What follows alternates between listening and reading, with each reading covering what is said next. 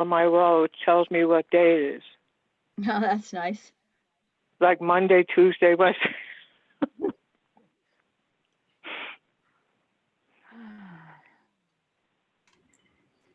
In COVID times, it's all just one long day anyway. Oh God, yes. President Yes. Noble, we're on YouTube. All right, that's a good way to start the broadcast, I'm sure. Mm-hmm. Okay, welcome, Dr. Gonzalez, Board Member Bose. Not seeing Secretary Garcia just yet, but we will go ahead and get started as it is 5:33, probably by the atomic clock on Vice President Price as well. Okay, we will call the meeting to order and begin with the Pledge of Allegiance in English and in Spanish, as well as the salute to the New Mexico flag in English and in Spanish, and then the acknowledgement of tribal land. So does anyone feel inclined to lead the pledge this evening and the salute to the New Mexico flag? All right, Board Member Bose, please. I'm happy to do that in English, Madam President. Okay, I'll do Spanish, Madam President. thank you. I pledge allegiance to the flag of the United States of America and to the republic for which it stands, one nation, under God, indivisible, with liberty and justice for all. Juro fidelidad a la bandera de los Estados Unidos de América y a la república que representa una nación bajo Dios, indivisible, con libertad y justicia para todos. I salute the flag of the state of New Mexico, the Zia symbol of perfect friendship among united cultures. Saludo la bandera del Estado de Nuevo México, el símbolo Zia de amistad perfecta entre culturas unidas. Thank you. And the acknowledgement of tribal land? We acknowledge the original people of the land, the Tesuque Pueblo people, and other tribal nations, and ask them to walk with us today as we share and learn together. Thank you very much.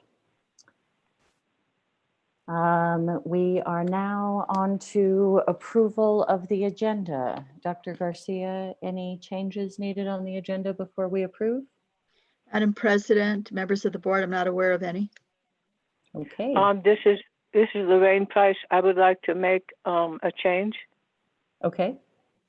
Under board discussion and possible action, please remove B. I think it will be addressed in the meeting. Okay.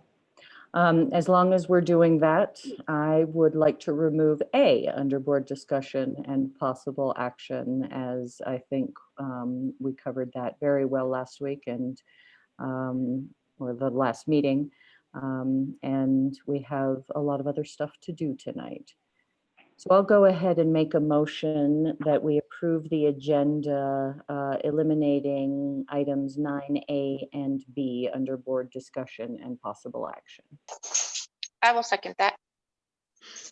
Thank you, Board Member Bose. We'll do a roll call vote as ever. Vice President Price, Yes. Board Member Gonzalez, or Dr. Gonzalez, Yes. Board Member Bose, Yes. and the President votes yes. And we don't have Secretary Garcia at this time, do we? No. If anybody just let me know if we see him log on, because I do scroll through the Zoom panes. Okay, we have an approved agenda. We're moving on to item Roman numeral 2 on our agenda, the introduction of the interpreter. Dr. Garcia. Thank you, Madam President. Para servicio de traducción en español, marque 701-802-5152, número de acceso 4277-932#.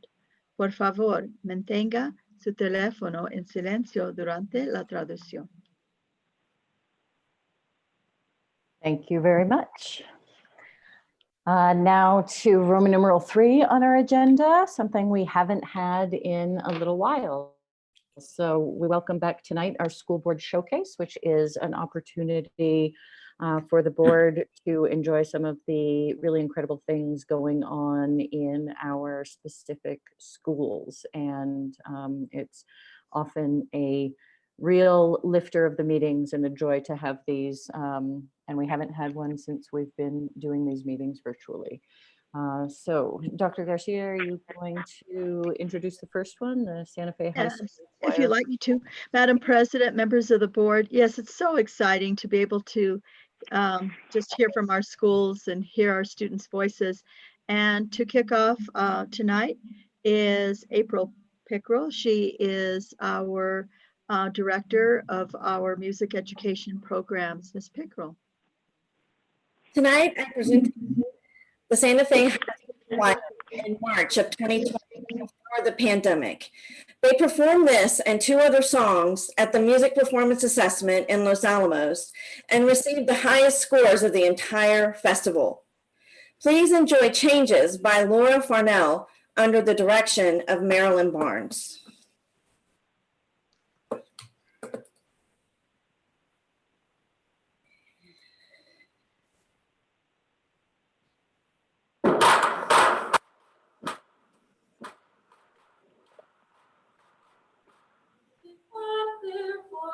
Sing a song.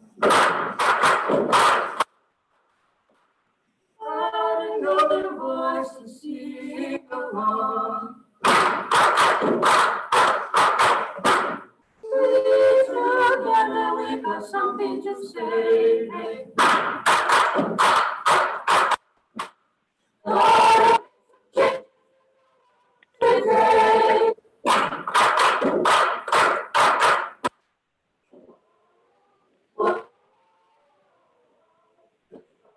The world, there is no denying.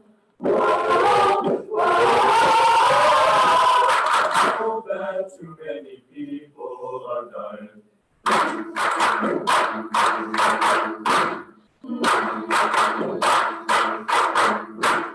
People everywhere come answer the call. It really doesn't help when we do nothing at all.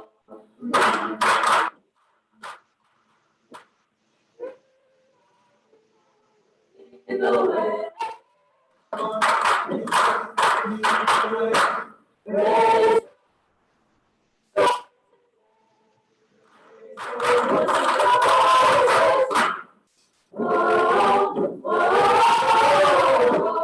There's trouble in the world, there is no denying.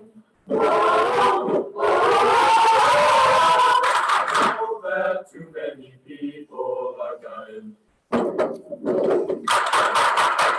Gotta change the world. Gotta change the world. All people get together. Whoa, whoa. There's trouble in the world, there is no denying. Whoa, whoa. Too many people are dying, dying.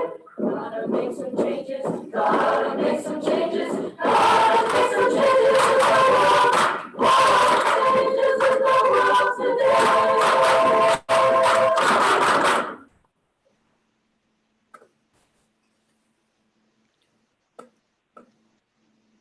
Thank you. Thank you. Thank you. Thank you very much, Ms. Pickerel. Very much appreciate that. It's great to see some of the music going on in the schools again, even if it would still be way better in person. Oh, way better. On to the next one under the school board showcase. This one is from the Amy Biehl Community School. Good evening, members of the board and Dr. Garcia and Santa Fe community. My name is Felicia Torres and I'm at Amy Biehl Community School. I first would like to thank you for the invitation this evening to showcase all the amazing things that are happening at Amy Biehl. With that being said, a huge thank you to our digital literacy coach, Amy Meyenberg, who always goes above and beyond and created a video for us this evening. But first tonight, I have with me our first grade teacher, Miss Alyssa Maestas. And so at this time, I'll turn it over. She has a few words to say. Everyone, thank you so much for having us tonight. So just to add to what Ms. Torres said, I really just want to give a shout out to everyone here at this meeting. Teachers and families at home, we're coming up on our first semester, and I think everyone's done an incredible job. I'm amazed at the work that all of us have done together, and it wouldn't be possible without our leaders and family support. I've really felt family support more than ever, so I appreciate that. I really hope you guys enjoy our video highlighting the amazing work that we've done at Amy Biehl. We recognize that we've really made history by bringing education into homes and kind of helping families through these really difficult times. And I think I can speak for everyone at Amy Biehl when I give a heartfelt thank you to Ms. Torres. She is such an amazing leader who truly leads with her heart, trust, and shared leadership. She really goes above and beyond to trust all of us and our ideas, so I so appreciate that.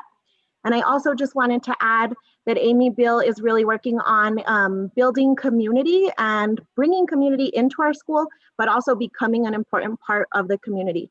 So I hope that that's felt in our video. And once again, thank you for taking the time to recognize the amazing work that our school is doing. Thank you, Ms. Maestas, for those kind words. Now I will play a video, thanks to Ms. Mayenberg.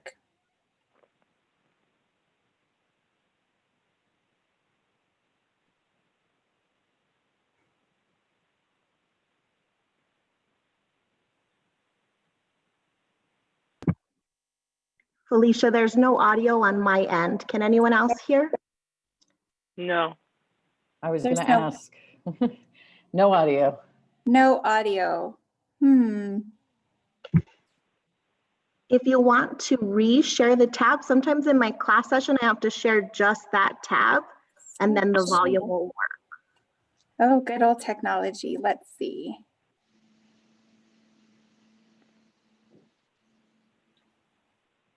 If I do remote control, nope. Any hints, guys, on how to play the audio?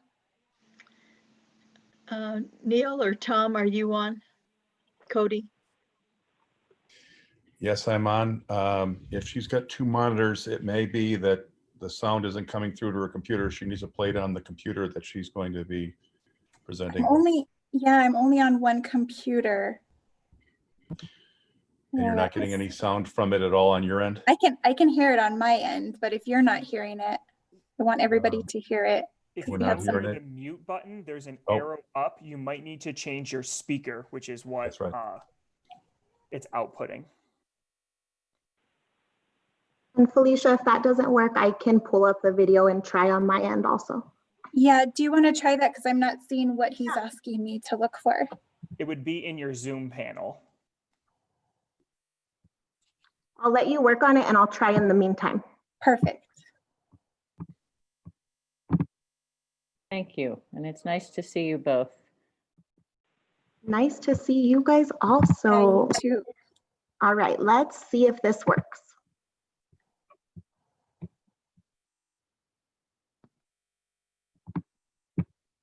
Good morning, cheerleaders.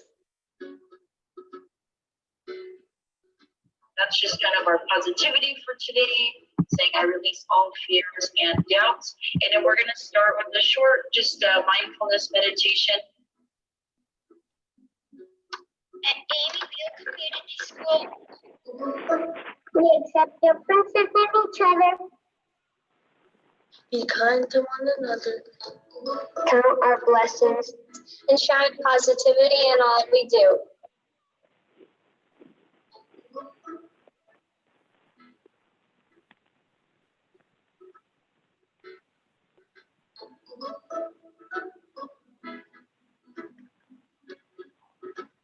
You're going to catch an object with your hands.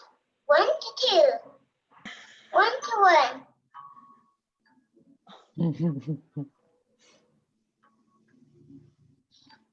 2 plus 8 equals 6.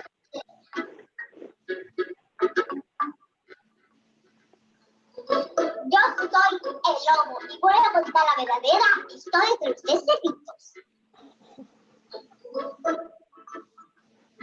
I believe in equality. Vote for me to try to end racism. And then glazed is something clear, smooth and glossy. ¿Cómo cuidarse del COVID? Paso 1, usar cubrebocas. Paso 2, respetar los 6 pies de distancia. Good afternoon, this is Maestas first grade class. I'm happy to be here and help you guys out. I heard you're learning about meteorology and I'm the perfect guy to help you out with your questions. I made a heart out of the rainbow colors and I did it all in order. Jesse and Evan made a bet. Who could make $100 the fastest selling lemonade? Once you have your materials in there, you can go ahead and shake it. So here's what mine looks like right now. You can see the water. Hello, I am a grasshopper. Who are you? I am grass. Are you cool with me eating you, grass? Yes, but only eat an inch. Water to see if it floats. So when we talk about growth mindset, we're talking about working this brain so that it keeps growing and keeps learning, right? And yeah, it's kind of like exercising your muscles, but instead of getting stronger, we're getting smarter.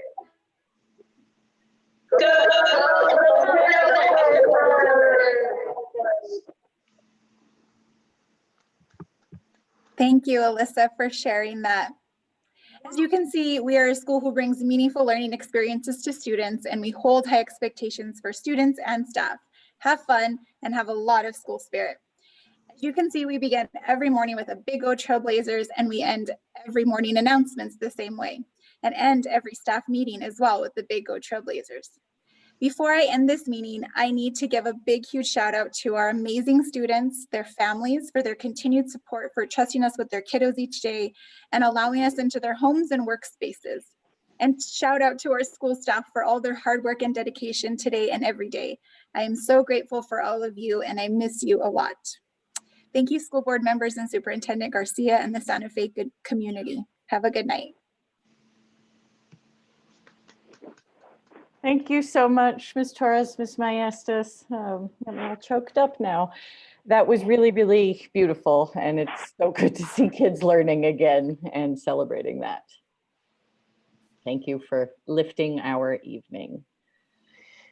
Wow, those kids are fabulous. Okay, moving on to Roman numeral 4 on our school board agenda this evening. It is the union update. Ms. Mayer, I believe, is in the Zoom room and joining us for the union update. Yes, good evening. Earlier this evening, or this afternoon, I sent the school board and Dr. Garcia a letter. So I'm going to read that letter now. NEA Santa Fe members are committed to returning to a phased-in teaching and learning hybrid model when COVID-19 transmission rates, positive test rates, and the overall infection numbers in Santa Fe are considerably lower than the current numbers reflect. Additionally, the following conditions must be met and/or explicitly clarified and defined. When we are confident that school site HVAC systems are outfitted with appropriate filters and inspected as functioning accordingly as required by the PED. When rapid response testing and daily temperature checks for students and staff procedures and protocols are explained, established, and implemented. When cleaning supplies and PPE are provided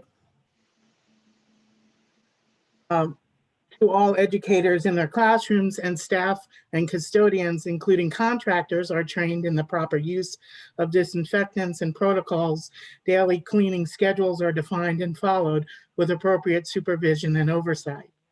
when the instructional plan of the hybrid model is defined to all educators, when there is a commitment to follow all collective bargaining agreement CBA articles in terms of teacher planning and preparation time, equitable duties, health and safety measures. When this criterion is met, NEA Santa Fe would support reentry into our schools. We believe a 3-week transition period from the remote learning model to the hybrid model is necessary to minimize disruption of the education process for our students. This time will allow for the prioritization of students that will return first to be established and the redistribution of other students to educators remaining in the remote model, as well as to work on the logistics for our transportation staff, to work out the logistics for educators to prepare their lessons for instruction in both formats. This time will be necessary for our transportation staff to modify bus routes and work out scheduling and staff practices for and safe practices for cleaning of buses and social distancing. This time will allow for our nutrition workers to coordinate meal preparation and distribution for both models and work with staff and students to ensure safe protocols and procedures to adhere to during meal times. NEA Santa Fe membership participated in a survey recently, which consisted of 10 questions regarding the hybrid model and the Santa Fe Public School reentry plan. We had a 40% response rate of active dues-paying members. We are sharing some of the results with you now for your consideration. One of the questions was, Santa Fe Public Schools has provided me with enough information in order to make informed decisions about returning to the hybrid model. Strongly agree, 2.8%, agree, 12.4%, neutral, 18.4%, disagree, 30.3%, and strongly disagree, 35.9%. Question, how concerned are you about the ability of students to adhere to social distancing practices and PPE requirements? Concerned, 93.5%, neutral, 5.6%, not concerned, 0.85%. Question, I believe Santa Fe Public Schools will ensure adequate COVID-19 testing and contact tracing for staff and students. Strongly agree, 1.1%. Agree, 10.5%. Neutral, 20.4%. Disagree, 32.6%. And strongly disagree, 35.2%. Question, I believe we should stay in the remote model for the first 9 weeks as originally bargained, 6.2%. Until January, 26.5%. For the rest of the school year, 27.9%. Until a safe and reliable vaccine can be widely distributed, 30.7%. We also had an other category, and that was 8.4%. NEA Santa Fe realizes that the best place for our students is in our schools with a professional teacher in front of them and the support and services our public schools provide. However, that environment needs to be safe and healthy, a safe and healthy one for teaching and learning to occur. NEA Santa Fe provided you with this information and concerns we have gathered from our membership in an attempt to assist you in making your decision tonight. Respectfully, Grace Mayer, NEA Santa Fe President, and the NEA Santa Fe Executive Board. Thank you, Ms. Mayer. Okay, moving on, Roman numeral number 5 on our agenda, public forum. Dr. Garcia, I'm guessing we have some emails. Yes, Madam President, members of the board, at this time, our social media, or our, I forget your title, it's PIO, and what's the first part of it, Mr. Donarski? Social media specialist and public information officer. Thank you for that. Mr. Cody Donarski will be leading us through public forum. And one thing, just if I may, I wanted to note Secretary Garcia did join the meeting, and he's been with us for close to 20 minutes now. Welcome, Secretary Garcia. So, thank you. Go ahead, Mr. Donarski. Board President, Thank you, members of the Madam President. Board President, members of the board, Superintendent Garcia, there are 8 people signed up for public comment. Rules for public forum. Please listen and speak with respect. No uncivil conduct will be permitted. Please do not discuss any specific student who is not your own. No sharing of time. Self-monitor and observe the 3-minute time limit. I will give you a 30-second warning when your time is almost up. Public commentary and dialogue is allowed only during the public forum, not throughout the meeting. Please search for answers on common ground. You may speak on any topic, whether it is on the agenda or not. Your input will be taken into consideration. Please be advised the board may discuss your issue during the meeting, but by law, the board cannot take action on items that are not on the agenda. Please do not discuss employee matters which may result in disciplinary action. Instead, notify the employee supervisor, the Human Resources Department, or the superintendent. Let me pull up the public comment. Get my timer ready. And this one is from David Tolan. It says, "Dear board members, my name is Dave Tolan, and I am a PE teacher at Amy Biehl Community School. I was recently denied a COVID accommodation because I do not live with my 81-year-old mother, but I do take care of her throughout the week with her groceries and medications. I'm very concerned about the hybrid reentry plan because I will be exposed to all of the students during the week as an essentials teacher, which will in turn expose my family. I feel like there are too many unknowns to safely return on October 15th. Regards, Dave Tolan." This next one is from Esteban Moreno. "Hello, my name is Esteban Moreno. I wanted to provide my opinion on how I feel SFPS should proceed in getting kids back to in-person learning. COVID-19 is here. That is a fact we cannot deny. We have the creative and research-based ways to get kids back in school ASAP safely. The longer kids are remote and not in school, the further back they fall in academic achievement, mental illness problems continue to increase, and most importantly, abuse cases with CYFD continue to skyrocket in Santa Fe County. CYFD cannot keep up in the rise in cases due to COVID-19 and schools being shut down. I am very in touch with all of these points I have just made. I am a father of 3 kids under 10. I am a former educator and I'm in the front lines of the COVID-19 impact on their education. The risk is minimal for kids. SFPS needs to get their kids back in school following social distancing and mandatory masks and investing money on PPE equipment now. Teachers and unions need to put their personal agendas aside about getting infected and think about the short-term future for our kids. New Mexico is 49th in the country. COVID-19 will eventually go away, but if the kids are not in school, it can affect them for the rest of their lives. Thank you." This one is from Randy Mondragon. "Will the district offer the flu shot to employees this year?" This one is from Michelle Armijo. "Dear board members, my name is Michelle Armijo. I'm a mother and a 3rd grade teacher. Teaching is my passion, but my first priority is my child and her well-being. When I volunteered to go back, it was under the understanding that my child was going to be priority to return to hybrid. Is this still the case, or are staff children being placed in the lottery for hybrid return? Also, what accommodations are being made for staff children on the child's remote days? Will staff children be allowed to return to school 4 days a week? If not, will they be allowed to work remotely in the school building with a staff member to supervise them? Or are staff who volunteered to go back going to have to put our children in childcare and also pay for it?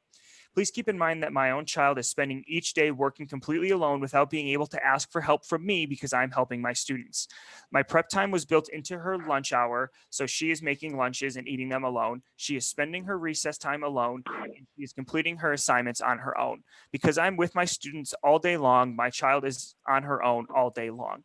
Staff kids are taking a huge stress right now. Therefore, they should be on the priority list as well. They should be counted in the numbers on campus daily and supervised by a licensed teacher. Please do right by staff children. Thank you all so much for all the sleepless nights you've dedicated trying to create a good situation of this. Although it is not perfect, we are doing our very best in the absolute worst of times. All your hard work is appreciated. Sincerely, Michelle Armijo.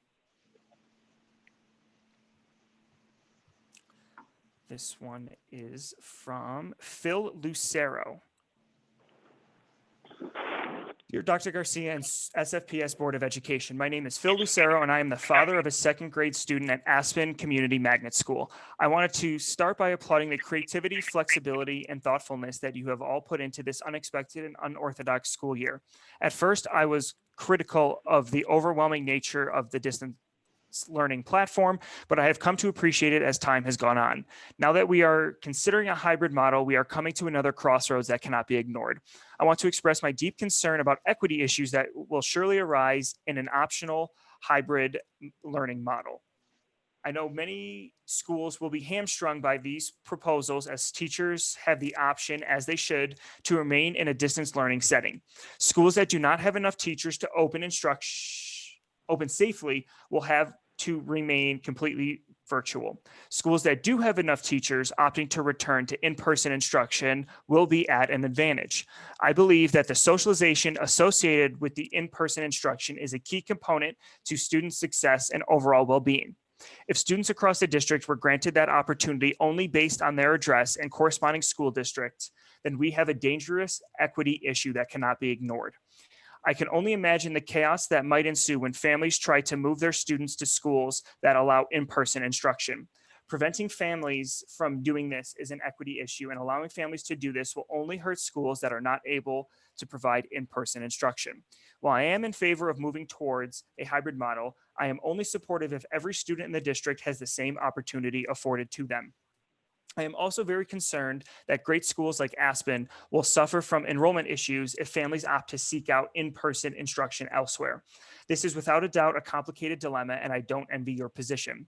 While I don't have a solution to offer, I would like to see outdoor classrooms and/or programs be offered district-wide as at least one safe way to provide in-person instruction. We have a relatively mild winter and amazing outdoor spaces in Santa Fe that can and should be utilized. I understand that this is a bit of a radical idea, but we are clearly living in a time that calls for innovative thinking. Things will never be the way they were, and it's time to think proactively about the years ahead so that Santa Fe students are ahead of the curve. Again, I applaud all that you have done to this effect already. Thank you for your time. This next one is from Trina Rapper. Superintendent Dr. Garcia, President Noble, members of the board and district staff. Congratulations to Principal Miss Janice Devote, the teachers and staff of Pinon Elementary on being named a Blue Ribbon School. My family and I owe a debt of gratitude to Pinon. My sons were giving a sterling education foundation, the memories and experiences we still talk about. As a former faculty member, Ms. Devote took my good teaching skills and guided my improvement. She taught me the intersection of the science and the art of teaching. Mostly, she taught me that if I started with my relationships with my students, they would end up with improved academic achievement. The Blue Ribbon Award is a result of this consistent focus on what matters. Rob, Danny, and I are very grateful. Congratulations. This one is from Sharon Eklund. SFPS enrollment is down 500 students, and everyone is rightfully worried about getting sufficient funding, the school system being held harmless, etc. All of this is important, of course, but who is tracking the missing 500 students? Has everyone forgotten Jeremiah Valencia, who was killed in Nambe by adult caretakers after he fell off the radar of the schools? Who is checking to find out what is happening to these 500 students right now? Maybe some have moved with their guardians elsewhere, but I suspect most are at home, not registered for school, which means they are not only missing out on education, but may also be missing out on food services and other support. And this last one is from Becca Scott Gonzalez.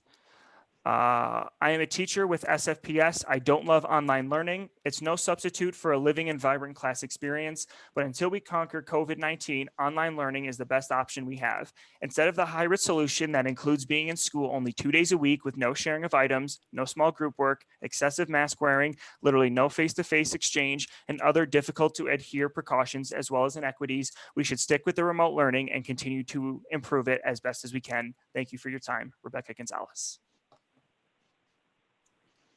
That is it for public forum. Thank you very much, Mr. Donarski.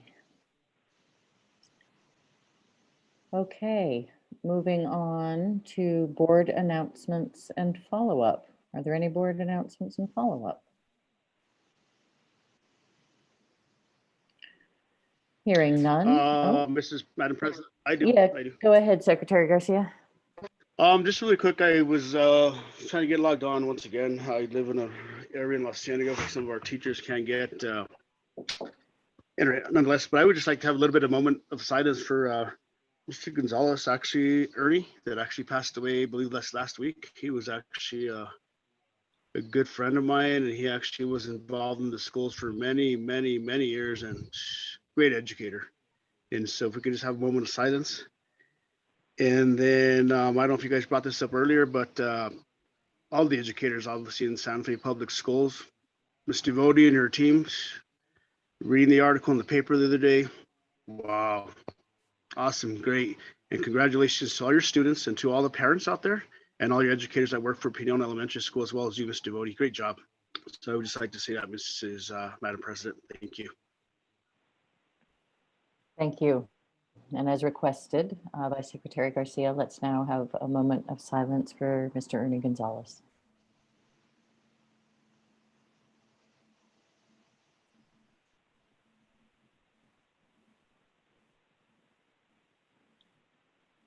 Thank you very much. Okay, any other board announcements and follow-up? Yes, can you hear me? Yes, go ahead, Vice President Price. Yes, I want to follow up on what a major loss Ernie Gonzalez is to not only to the Santa Fe Public Schools, but to the city of Santa Fe and the state of New Mexico. What a wonderful human being he was, and he will be missed. I also wanted to say to Janice Devoti and the entire staff at Pinon, they deserve the blue ribbon, and I'm very, very incredibly proud of them and their hard work.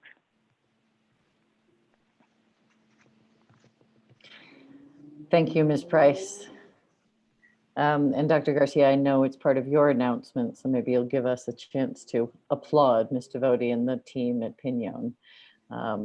We are all very proud of them. Any other board announcements? Okay, moving on to superintendent announcements and follow-up. Dr. Garcia. Thank you, Madam President, members of the board. I too send my condolences to all the family and friends and colleagues of Ernie Gonzalez. I had the pleasure of working with him the first time I was here. And I want to just highlight his love of music and the fact that he brought mariachi music to so many students and gave so much to our community and our state. As Ms. Price said, thank you, Mr. Garcia, Secretary Garcia, for reminding us to remember Mr. Ernie Gonzalez. I have several announcements tonight. The first one is on the summer's circular digital design team recognition. And Mr. Donarski, I understand you're going to, there's a brief presentation that you're going to share. Is that still correct? Superintendent Garcia, that is correct. I can share my screen right now. And I'm not certain if I'm supposed to read this while you show, or are they two separate things? I believe there are two separate things, but I can also show. I don't think it would hurt to have it up longer. All right. But should I go ahead and say what? Okay, yeah, I think I need to say a little bit more. Tonight, we're honored to recognize members of the 70-member digital design team, including teachers, curriculum coordinators, digital coaches from digital learning, special education, and language and culture. They collaborated throughout the summer to reimagine, reboot, and redesign instruction for the first weeks of the 2021 school year. We are deeply grateful for their hard work, dedication, and vision, which resulted in rigorous, grade-level, content-specific, standards-based lessons. This team worked so hard, and we wanted to support our teachers as best we could in working in this environment and as they move into hybrid. And my understanding, the plan is that the team will continue to create lessons for our teachers to help lessen the load. So now, Cody, can you please show the presentation? And my understanding is that I'm supposed to read these bullets, but I don't know, can people actually see? I guess you'll be seeing the names that are up there, correct? Can you all see the names? Pretty good. Okay, thank you.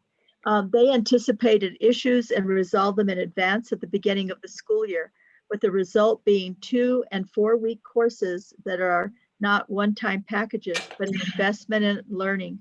All were developed using the district's open access learning management system.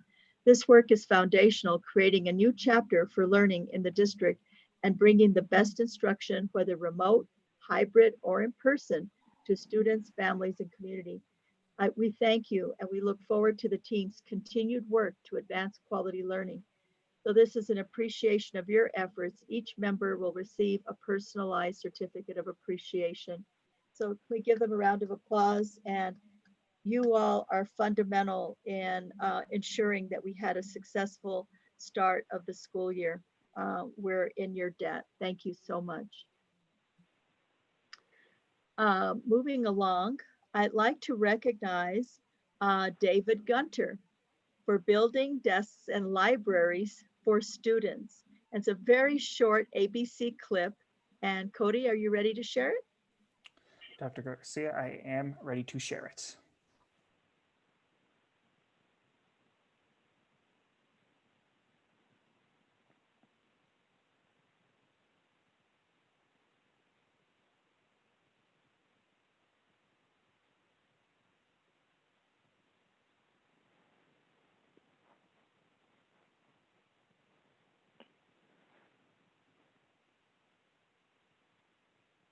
The audio is not coming through, Cody.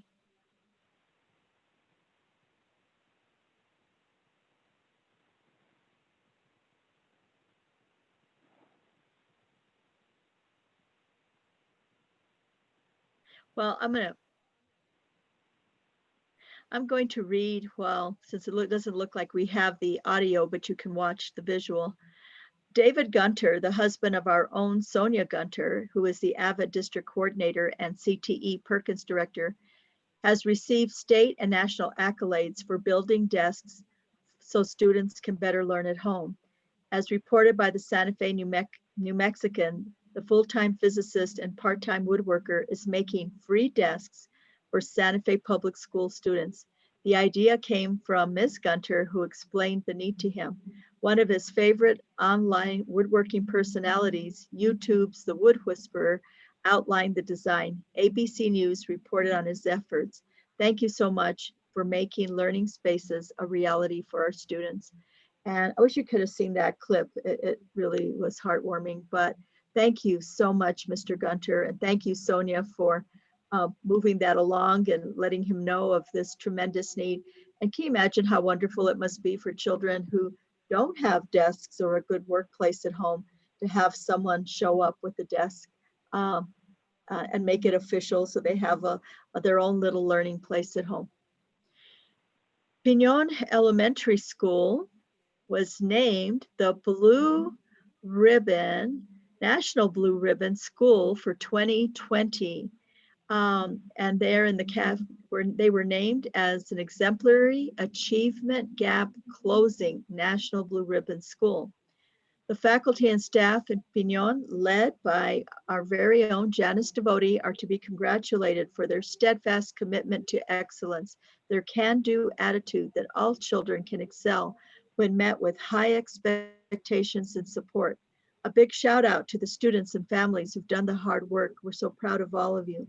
Only a state's highest performing schools that have closed achievement gaps between a school students groups and all students are selected by the U.S. Department of Education as exemplary achievement gap closing schools. The 2020 National Blue Ribbon Schools Awards ceremony will be held virtually on November 12th and 13th, when the Education Department will celebrate all 317 public and 50 non-public school honorees. Ms. Devote, are you with us tonight?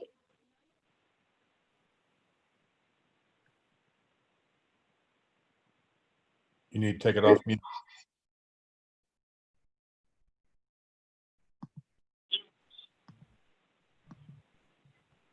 Don't know if she's, I can't see because I can't see the screen. Is she on? Yeah, she's called in and there she goes. Yes, my apologies. I couldn't get in on the internet. Can you hear me now? We can, and I want to say something else while you're still on.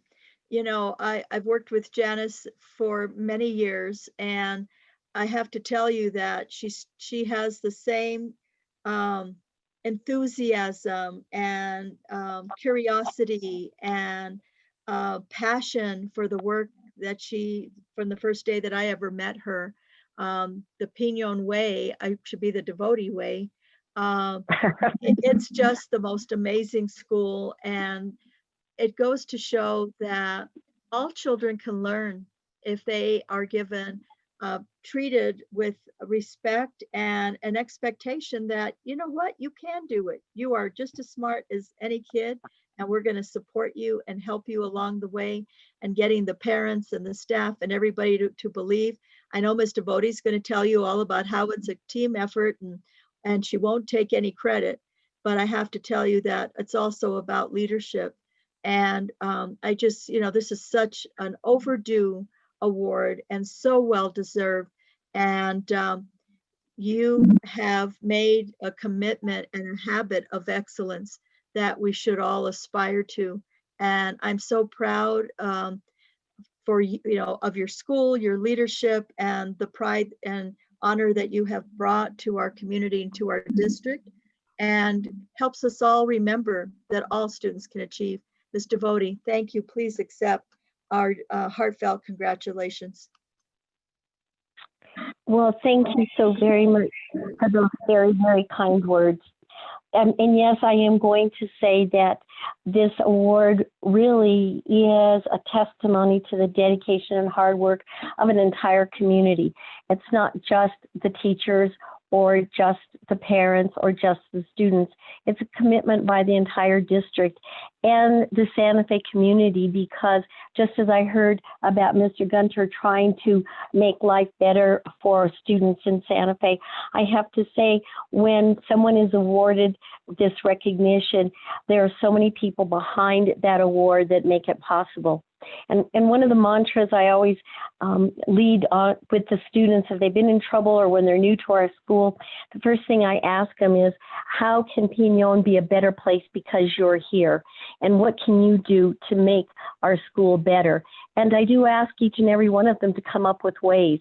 And so when this award was given to Pinon, we all thought about, now with this award, how can we make the lives of our students and other students and help in our community so that everybody can be better because we have had this opportunity to work together. So on behalf of everyone at Pinon, I want to just say we are deeply honored, we're excited, but we're also humbled by it. So thank you very much. Thank you, Ms. Devote. This is Lorraine Price speaking. I just want to say I did my first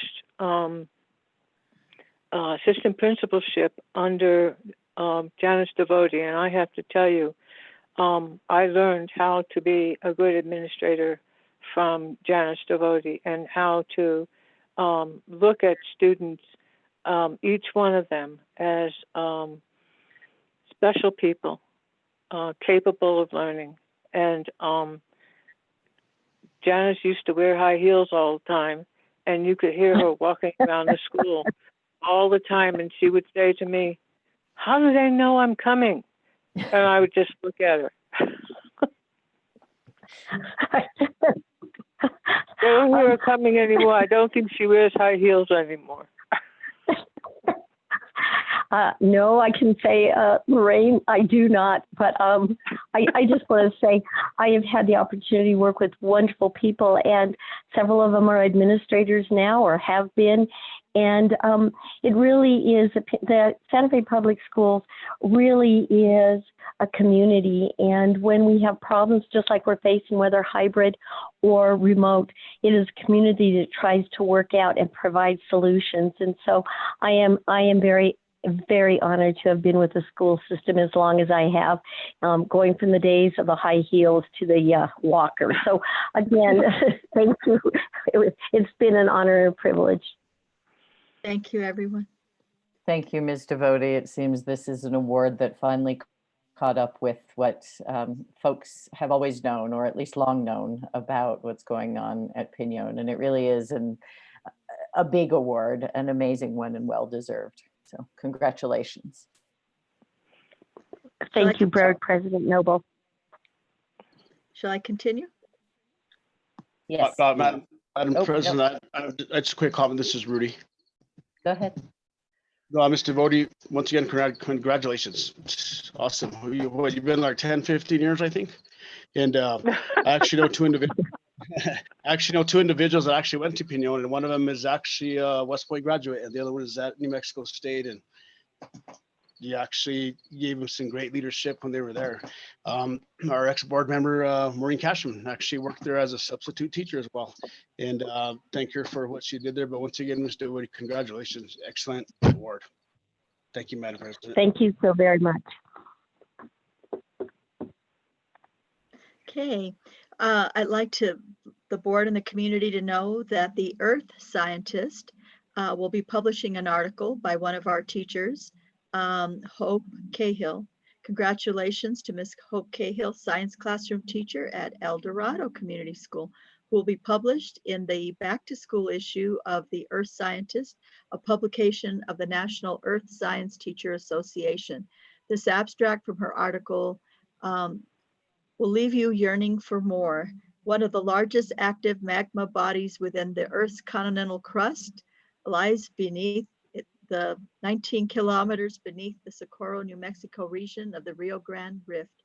And it goes on, and it just really builds. And I will share a copy with you, board members, but congratulations to her. It brings recognition to the Santa Fe Public Schools.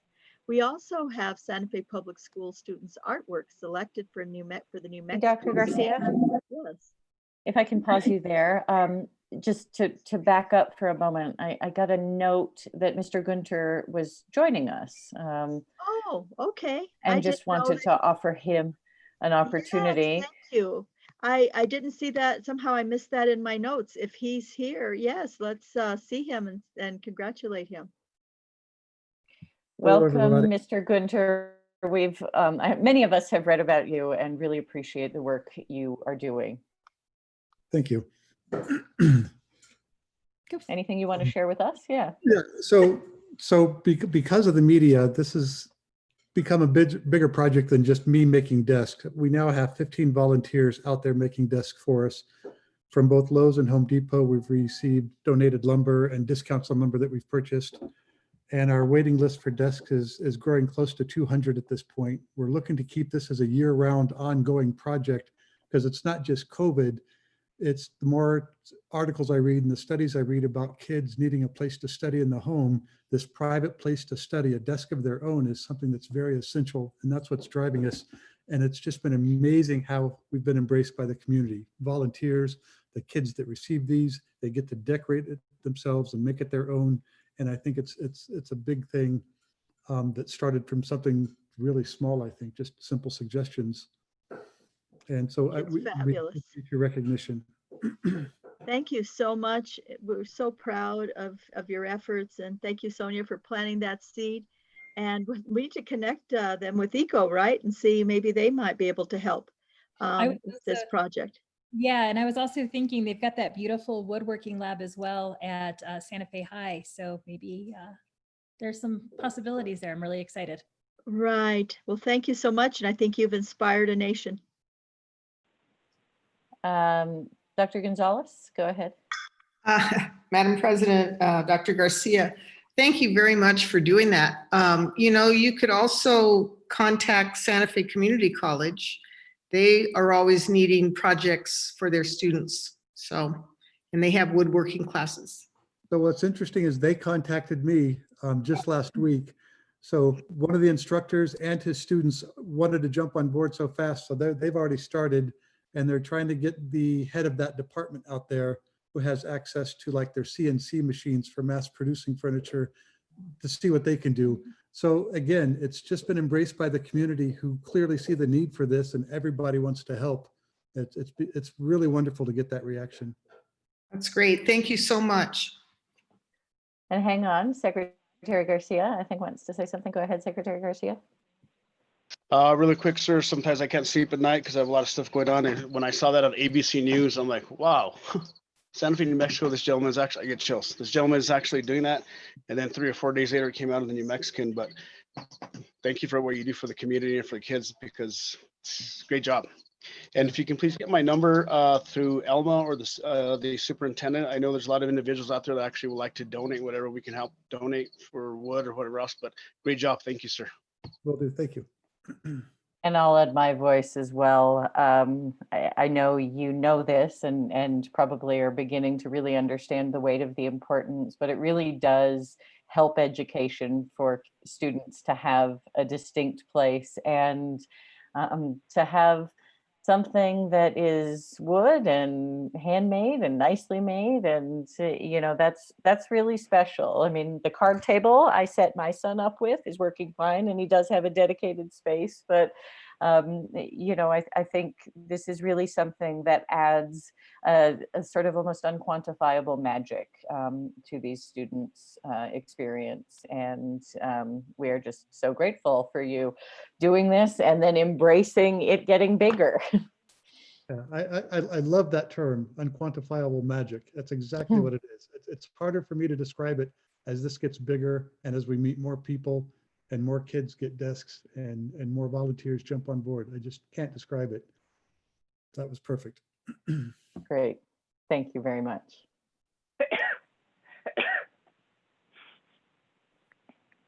It's just been a great, yeah. Vice President Price. I'm sorry, Dr. Garcia, go ahead.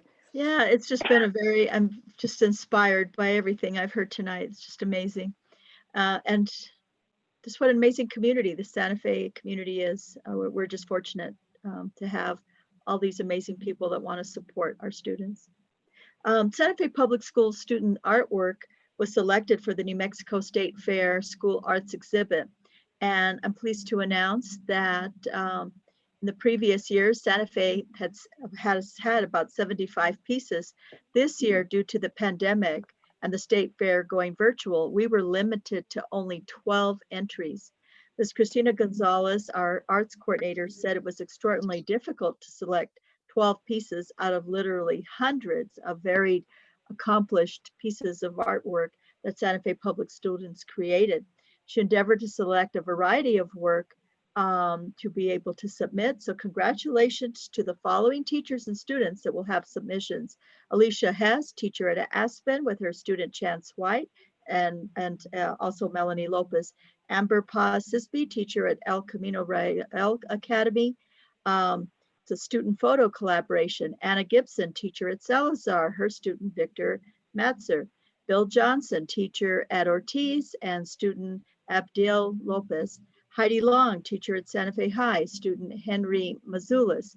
Katie Hees, teacher at Carlos Gilbert, student Wyatt Yadzinski. Lori Andrews, teacher at Santa Fe High, student Fiona Alice Green.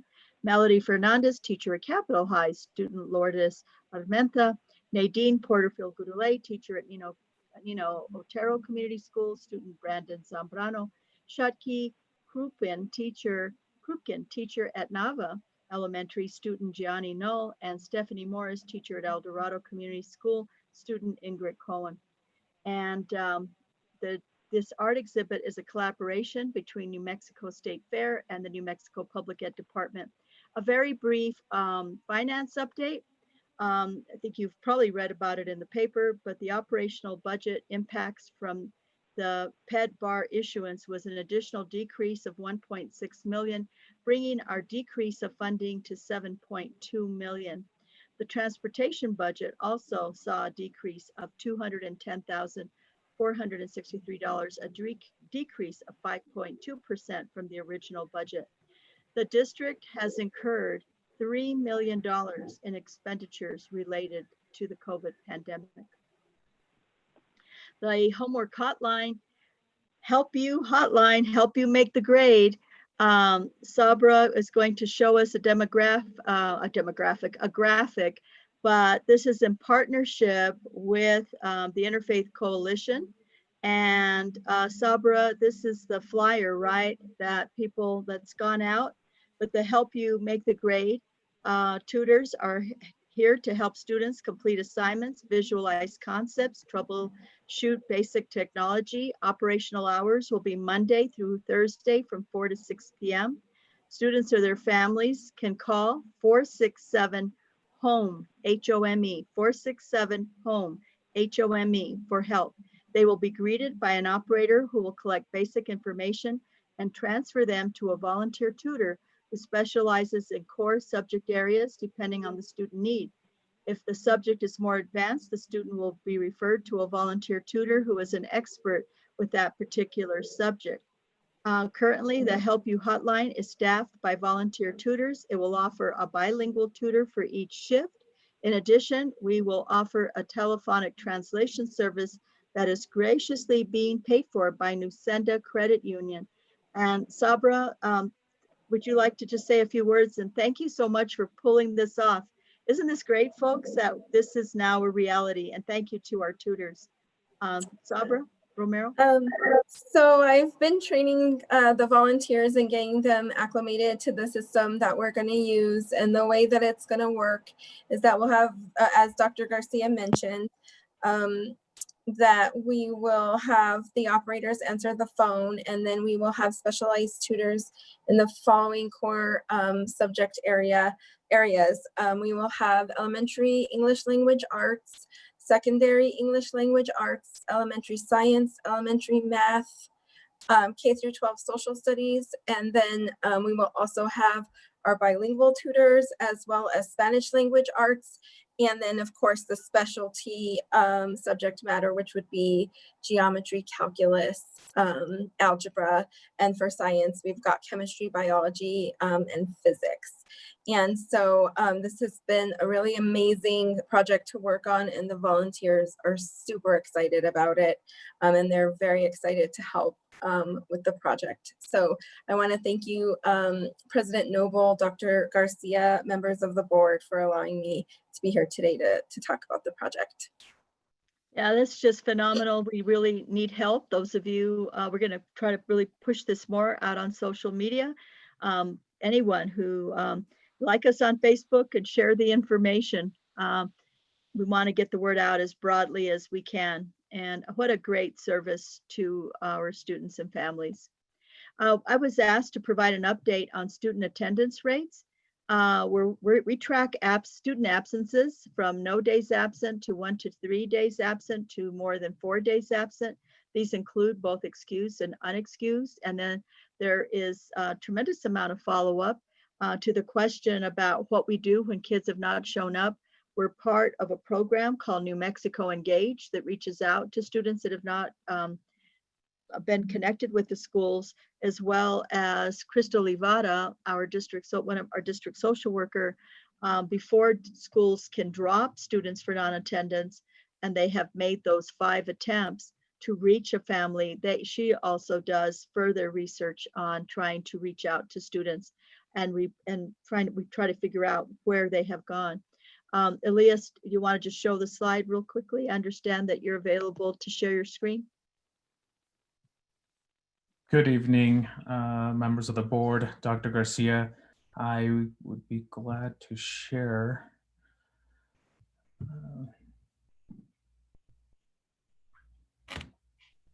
Can you see my screen? Might be hard for them. I can't tell.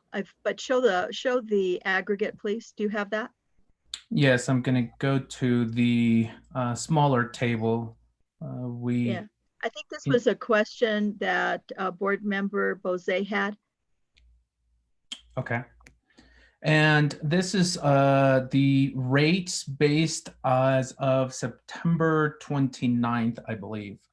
And that means we only had 29 days of instruction. So we had district-wide, 54% of our students had 0 absences, 37% 1 to 3 absences, 4 or more absences is 9%. Where it gets a little bit tricky is at the secondary level, because there are some students, for example, seniors, that are only taking 3 classes. So the absences is called the roll up to the FTE. So these are just preliminary numbers as of September 29th. Once we report to the state, which is October 14th, we will go through an intensive reconciliation process to make sure that those numbers reflect those absences. However, this is excused and unexcused absences. And then can you just put on the next slide, just the detail, and we can provide this to you. That'd be great. Ms. Bose, did this answer what you wanted? I hope we gave you the right information that you were requesting, and we didn't give you what you didn't want to know. Madam President, Superintendent Garcia, yes, thank you. This is wonderful, and I really appreciate it. I was just trying to gauge and make sure that still the majority of students, I know it was very good in the spring, but still that the majority of students were participating and showing up for class, and that we were keeping them engaged. So this is great, and I really appreciate it. Thank you. And then we'll share with you, all the board, the disaggregated and the aggregate data. So either Ms. Behar or Ms. Williams will send that to you. And thank you. One quick question on this. Yes. This is based on, because it's daily attendance, so it's morning attendance. And do we have any measurement of if there's attrition in, say, the afternoon? We do, board member, President Noble, we do have what's called an FTE. And we're working currently with 2 elementary schools to kind of pilot the morning session and the afternoon session and see how that rolls up. I feel confident that we'll be able to track that better coming up the second quarter. For this quarter, unfortunately, it's only tracked as an attendance once during the day. And that's typical for elementary, Madam President. Like if we had middle and high school, those are by each class. So, correct, Mr. Bernardino? Correct. And so this will be a new thing if we start taking attendance in the afternoons. That's why we're piloting. It's not really required, but we want to see how that works. Thank you very much. You bet. Thank you, Mr. Bernardino. Thank you. And then, Madam President, there had been a question from the board, I think, on data on connectivity. And Dr. Ryan has a couple of slides that he's going to share. People wanted to know, how are our students connecting online? And Dr. Ryan.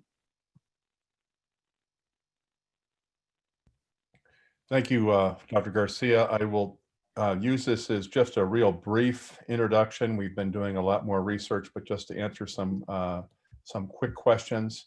What I've been doing with the department and is working with a company to try to pull what is the internet speed that kids have to see if they have good quality or poor quality. And basically what we're doing is taking the upload data in bytes, the download data in bytes, and then dividing that total by the time it takes in milliseconds actually. And that gives us kind of the rate of speed that kids are, with the goal that every kid has the sufficient bandwidth to engage in the learning opportunities that we're providing online. There's several factors that'll impact the speed. Some of it is the device and the antenna on the device, distance from the router in their house, if they have a refrigerator in between them and the wireless appliance that they might be using, the number of kids or people on the using that same internet connectivity, the infrastructure, the plan that they've purchased from the internet provider. And we're also noticed that some applications are much faster than other applications. So going to Google Meets has a faster or slower rate than, say, going to Seesaw or some other products. So all of these in combination will impact a child's access for the internet. When we pull data specific to grade levels, and this is the time it takes, again, average adding the bytes received, the bytes sent divided by the time taken, you get a throughput number. Our average for the district is 6.4 kilobits per second. And you can see on this that the elementary grades are second grade through seventh grade are the places that are pulling the most data down and up. And this is probably because they're using more video conferencing than, say, the high school, which is doing more asynchronous. The other thing that we can do with this data, and again, I can provide a better presentation or a longer presentation. This is all 12,100 and something kids that we have in the district. What we've done is taken the slowest time and the fastest time and divided those times into quartiles.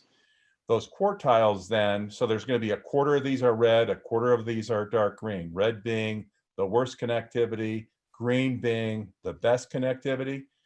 This is not based on a standard, like they should have this bandwidth speed, because again, all the other factors throw that out. You could have a certain amount of bandwidth, but too many users. When you look at this, and especially if I zoomed in, what I've circled here are some of those mobile home parks that the city has been wanting to do in partnership, and you see that it has a higher concentration of students with the slowest connectivity in the district.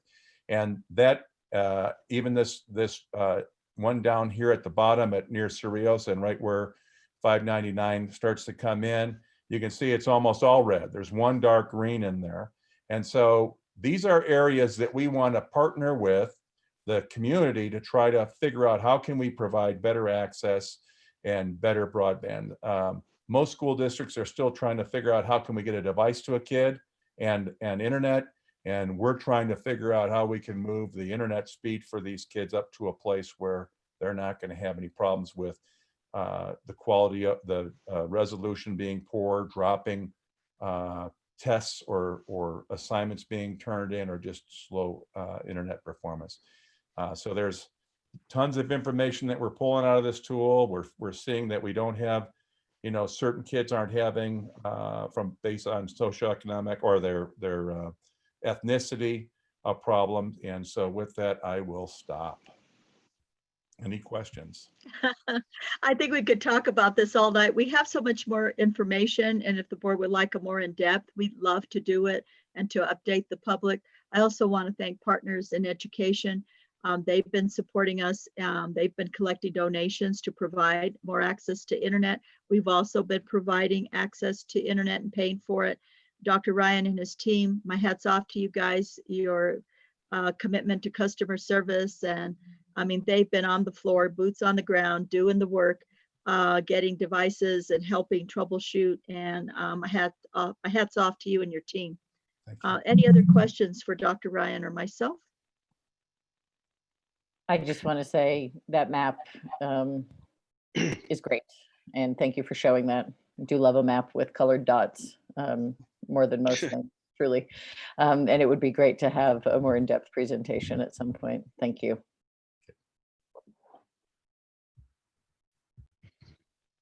Just one more announcement, Madam President. Capitol High and Ortiz Middle School to participate in a 7-year Gear Up grant with New Mexico Highlands. We were selected and the higher ed department announced that Santa Fe Public Schools is a recipient of this 7-year grant with the U.S. Department of Ed. It is designed to increase the number of low-income students who prepare to enter and succeed in post-secondary education after obtaining a high school diploma. This Near Gear Up partnership will provide Capitol High School and Ortiz with roughly, are you ready, folks? $2.1 million in college and career readiness services over the course of the 7-year grant cycle. And so proud of the CNI team that have worked on this. Ms. Gunter is also a big part of this, Dr. Lomax, and of course, the principals at Capitol High and at Ortiz. And the grant focuses on increasing the number of students, again, attending post-secondary. It will leverage our college and career practices to support and strengthen rigorous academic curriculum, cultivate student learning, strengthen family engagement, integrate workforce readiness, provide comprehensive college and career campus visits, and provide effective solutions to closing the achievement gap. This can be one of those legacy grants, right? A real game changer. Thank you, Dr. Lomax and Ms. Gunter, you guys, amazing work. We continue to write award-winning grants, and we're leveraging every dollar that we could possibly apply for, and our kids are the benefactors. That concludes the reports for today. Board President Noble and members of the board. Dr. Gonzalez. You're muted. I see you, Secretary Garcia. Go ahead, Dr. Gonzalez. Madam President, Dr. Garcia. So in this grant, can they go to any post-secondary institution, or do they go to Highlands? I think they could go anywhere. Dr. Lomax? There is not a limitation or a restriction that we are aware of. It would be for anywhere. Great, that's fabulous. Thank you. Especially so many families who might be first generation high school graduates or first generation college attendees. I was one of those first generation high school grads. And, you know, if your family's never gone to college, you just really don't have an idea of like where you can apply or that you could go to school somewhere else. And so, you know, kids from Capitol and Ortiz, I mean, this is going to be a game changer, and that's a significant amount of money. So excited for them. Yes, congratulations. Secretary Garcia. Yes, really quick on all your updates, Dr. Garcia. I actually toot your horn all the time, and whether I'm at a county commission meeting or whatnot, great job that you do.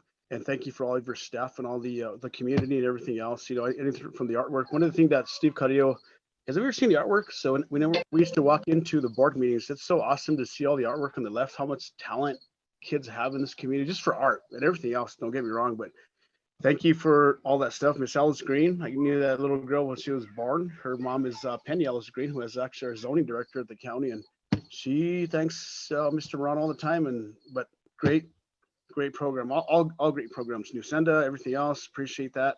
Let's see what else do I have here. And the grant for Capitol, oh my God, it's amazing. That's awesome. But thank you for what you do. Like I said, I teach your heart all the time, and great job. And you and your entire staff, anywhere from the people that serve the food to drive the buses to the educators, great deal. Thank you for the update.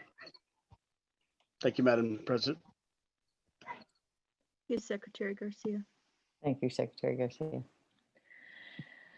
Okay, thanks very much, Dr. Garcia, for those wonderful updates. We have had an entirely uplifting meeting thus far, and it's lovely. Moving on to our action items. We will begin with the consent agenda. Thank you, Madam President, members of the board. I was trying to remember if there was anything that I wanted to highlight on this, and Mr. Martinez, anything on the bars that we just want to point out other, because this is on the consent agenda. I do recommend approval, but anything I should highlight? And also, Madam President, if I may, can you just blow this up a little bit more? Because I'm wearing these glasses and I'm on my phone but if you can just blow it up for me, thank you.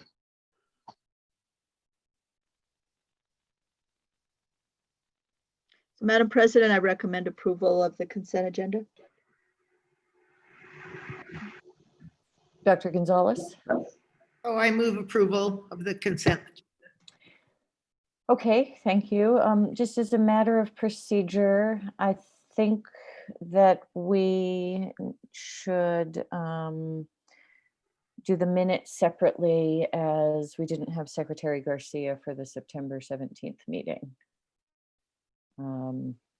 Generally, our best practice has been, if you were not at a meeting, to not vote on the minutes. So I'll second your motion, Dr. Gonzalez, and ask if it could be amended to be the consent agenda items 1 and 2, and then we can take a separate vote on item 3. Fine. Thank you. Any further discussion on the consent agenda? Okay, we'll do a roll call vote on items 1 and 2 on the consent agenda. Vice President Price?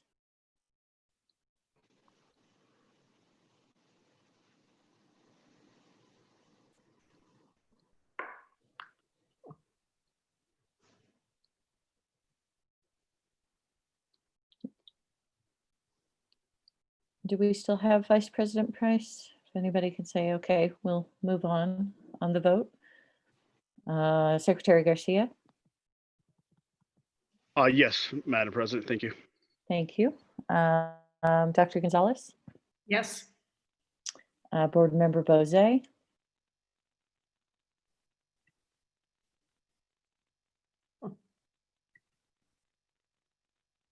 Board Member Bose?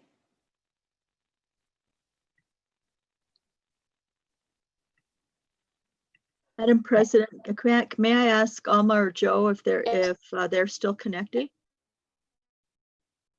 Yes, they're still there, Dr. Garcia. Are they muted? They are muted. Sarah is muted. I mean,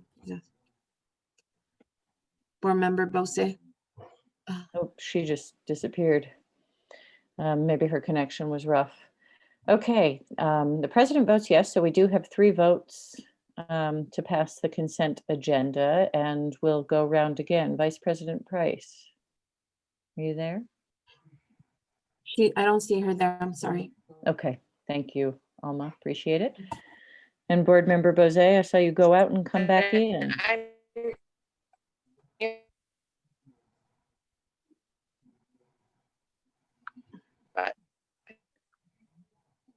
Sorry, you're cutting in and out on the consent agenda. A vote yes or no?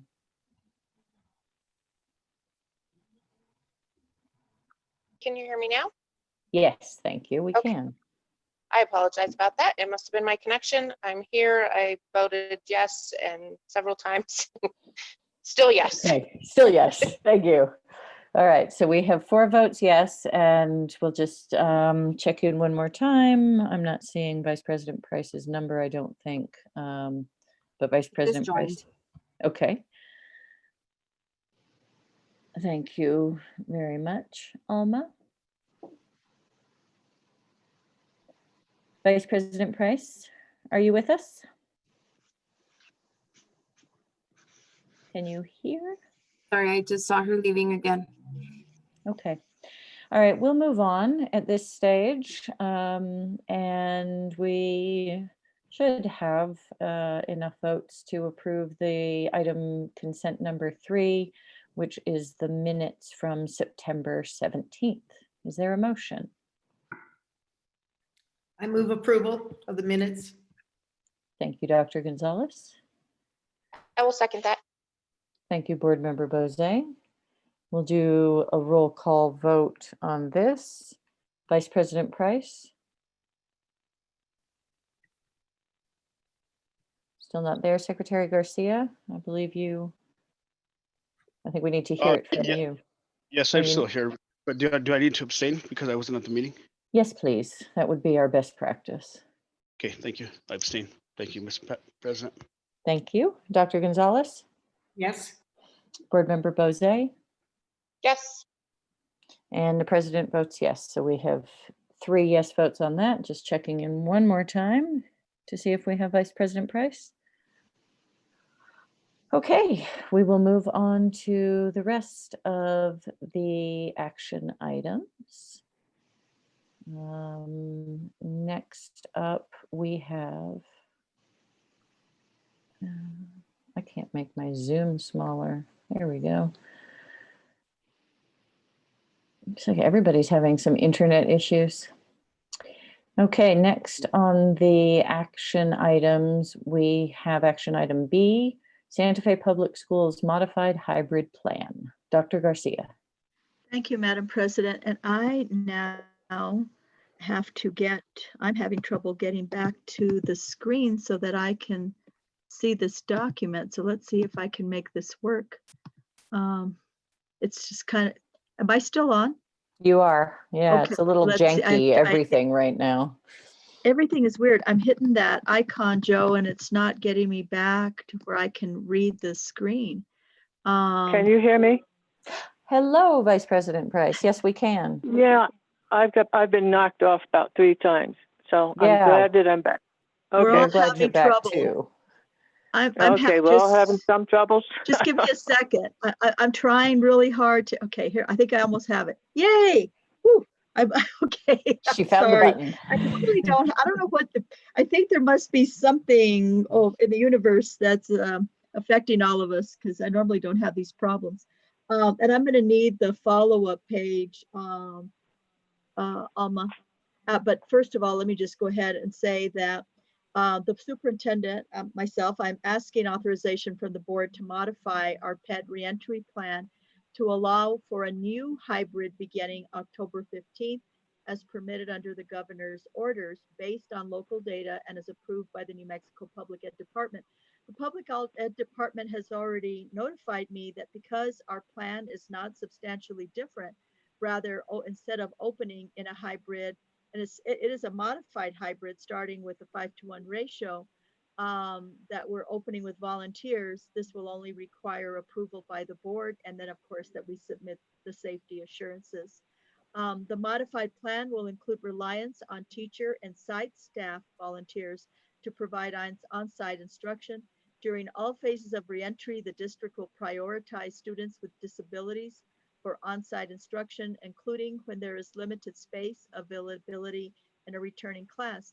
Other priorities after students with disabilities will be students who have no or limited access to the internet, and of course, children in primary grades and seniors, although we are not approved at this time, as is no one in the state, for middle through high school.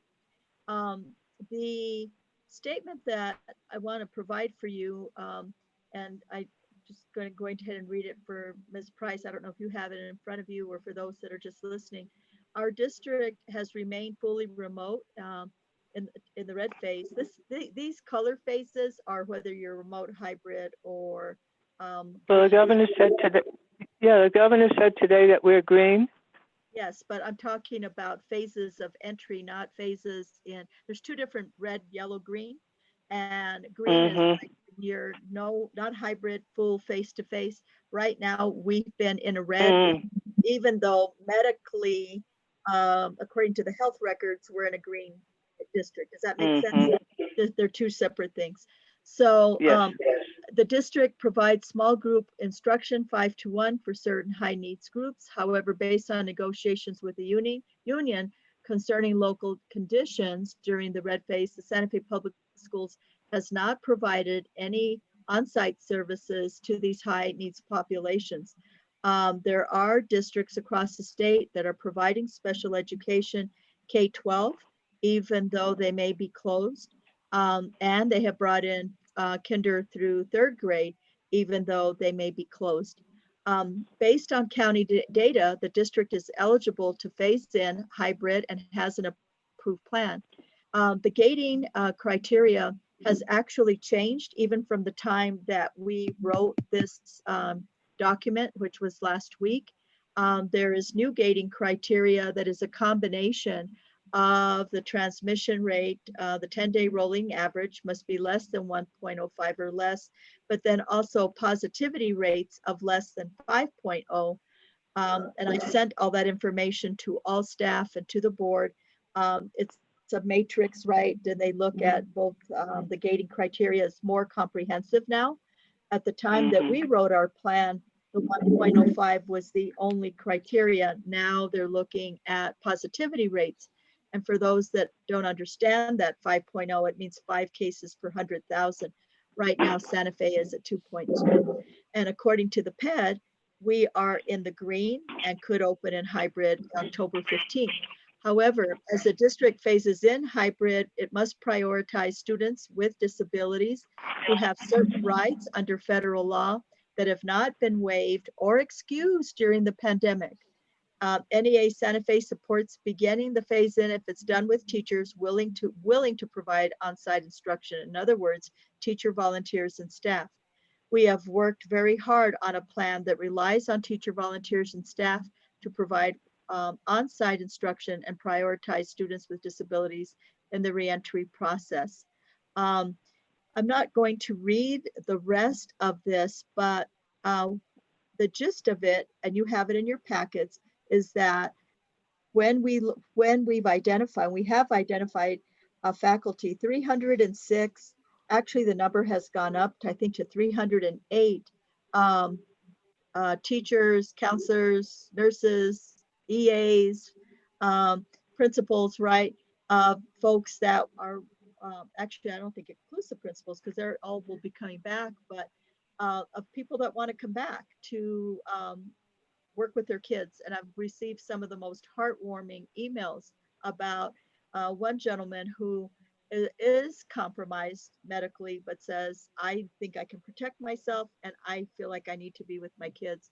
So it's, you know, I respect everyone's decision. Those that have accommodations because of, you know, having a pre-existing condition or have situations that they qualify for that. I respect people who have decided that they don't want to volunteer right now. And I'm very grateful to those that are willing to come back. I wish that we could serve more kids. We are going to be able to offer very limited programming in all of our elementary schools and community schools that serve students K through 6. The 6th grade can only be accommodated if they do not change classes. In other words, a self-contained 6th grade class. We only could offer to the level that we have volunteers. So we will prioritize students who are in special ed, students who don't have internet access, and then there will be an old school lottery. We will involve the PTA president and someone from the district staff and video an old-fashioned lottery for each school to select the kids in that grade from the families that have chosen to come back. We have put a lot of thought and effort. I believe that we have crossed every T and dotted every I. Safety and the health and well-being of faculty, staff, and students has to be our #1 priority in all our decision-making, just as much as it is when I have to make a decision about a snow day or about a threat of an active shooter, as I've told everyone, and I mean this with my heart. I make that decision as though my grandchildren were going to be taught in that school and as though my own children were going to be teachers in that school. And I believe that it is safe. Now, is it zero risk? Nothing is zero risk. But we have had now 12 positive cases in the Santa Fe public schools. Contact tracing has told us that it has been not acquired in the district. When we've had positive cases who have exposed other people because of the protocols, wearing the mask appropriately, social distancing, all of the hand washing, there has not been spread. And I truly believe that if we have high fidelity to the protocols and we have done everything that we're supposed to do, I have sent out so much information. I hope that people will go to our website If this is approved tonight, then we will send a lot of information out to parents. I know there's going to be a lot of families disappointed, and I'm really sorry. I wish that we could offer more, but I think the way we're approaching it is the sanest way. This is a great beta test, right? So that we can see on a small scale, how does this work? Or do the protocols work? How are, what's kid compliance? If we see that there is spread, I mean, I could tell you DOH will close us down. If it's unsafe, we don't need, I mean, they'll be on it before I do, but I can tell you, we're going to be monitoring this closely. I do want to say, you're going to have people that are going to continue to test positive. That's not the real issue. The real issue is there spread? And I think because people may acquire it out in the community, and we will monitor this carefully. I think everybody wants to do right by our students, whether people are choosing to stay at and continue on remote or continue to come in on a volunteer basis. I believe all our educators prioritize our students, care about our students, and everyone has to make a choice. I think this is the best compromise and the best win-win under the circumstances, but this will give us great information for January. I urge that you support this recommendation. Thank you. I have a question. Yes, thank you, Dr. Garcia. Go ahead, Vice President Price.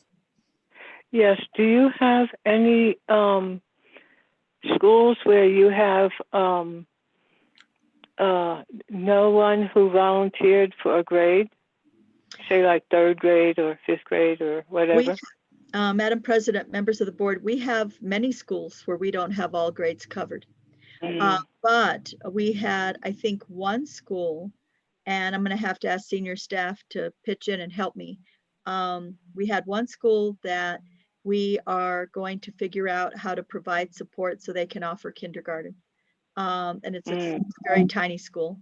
But other than that, we're going to have some schools are offering something in every grade. And we have a couple of schools that have even 2 classes per grade that they are offering, along with all kinds of support. I mean, we had 308 people that volunteered. And I think that as people see that it's working, it may build confidence and more people may feel more comfortable of wanting to come back. But every school at a minimum will have kindergarten, I believe. For the most part, we've really prioritized, because kindergarten, I mean, think about it, kinder and 1st grade, if they don't get a solid, good start, the consequences are significant. And I feel that we need to make every effort. And as well as our more vulnerable children, our special ed students. I did think of one thing, President Noble, if I may, that I forgot to mention. We are going to prioritize the children of the volunteers for childcare. And so at least they can, student supervision, so they can, because there's no guarantee. Let's say teacher who teaches 4th grade at school X, and where their child goes and the grade they're in, there may not be a volunteer, but they could be at school, be supervised as though they were at home, but somebody would be there to help them while they're getting remote learning. And so, we will prioritize those families, those volunteers, so that they can get some relief on the supervising their own children. Thank you. Vice President Price, other questions or? Thank you. Dr. Gonzalez. You're muted. Madam President, Dr. Garcia, I should know this, but I don't. How many teachers are there in Santa Fe?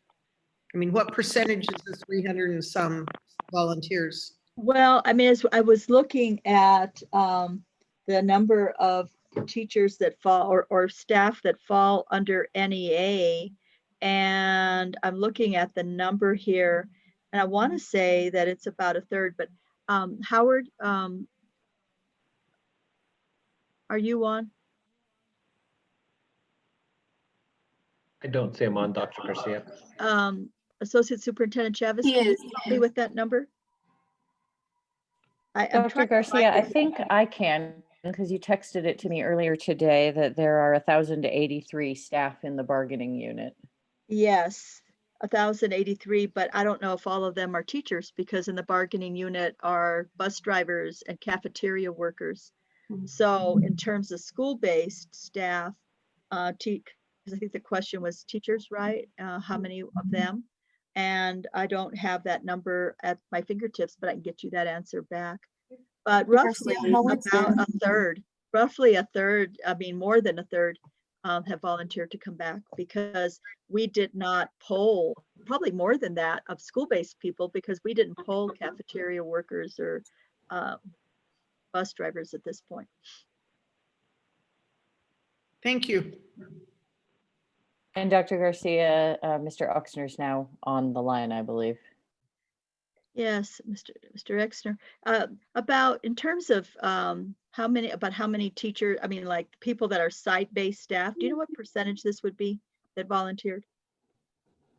The 308?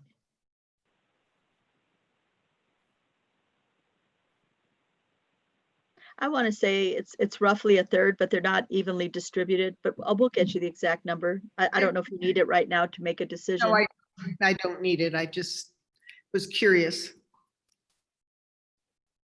Yes, Board Member Bozay. Madam President, members of the board, Superintendent Garcia, I'm wondering if this reentry plan includes the testing for the people who will be on staff, or if that's a separate item.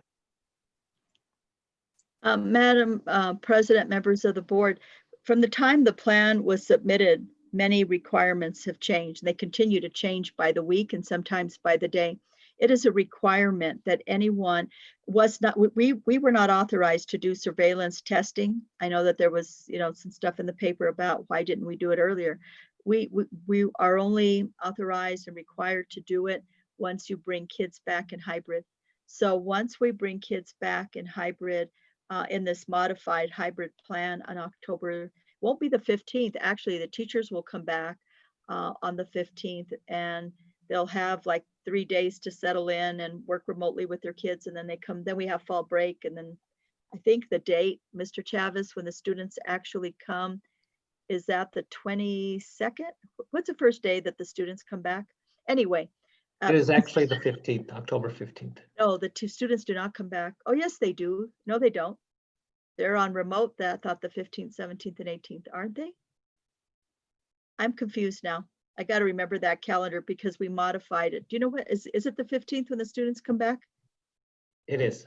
We are on fall break the 12th, 13th, and 14th of October. Thank you. You can't trust me with the calendar. That's why they've got people that know how to do that. So you can't, truly. I have no sense of time, schedules. I'm not good at that. But they will start then on the 15th, as Mr. Chavez said, with surveillance testing. It's 5% of your staff, and we have a whole plan. I sent that information to you. Probably had to have time. I know I inundated everybody with stuff today and yesterday. No problem. No problem. And so we will review that plan closer to the date, or will we vote on it? Is there no, input it doesn't require, I mean, it's a requirement, so you don't get to say, you don't get to vote on it. We have to do it. Okay.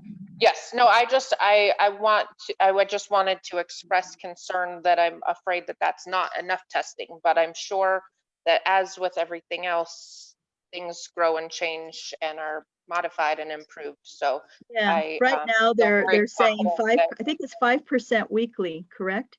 So it's a random 5% weekly of staff that must be tested when you come back. Okay. With students. That's what the governor said today. Mm-hmm. Right. Okay.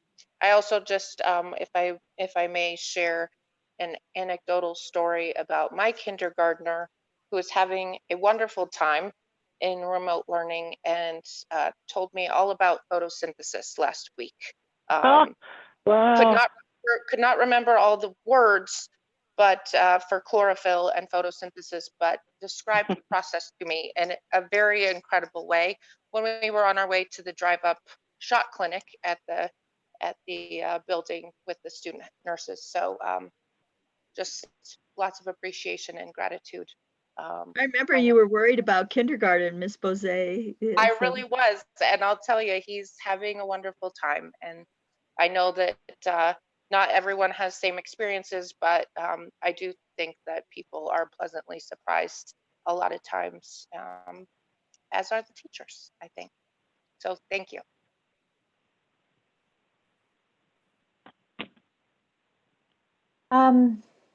Dr. Garcia, on the gating criteria, can you just specify, is it all of, you named a few gating criteria, including the 10-day average of the transmission rate and the positivity rate.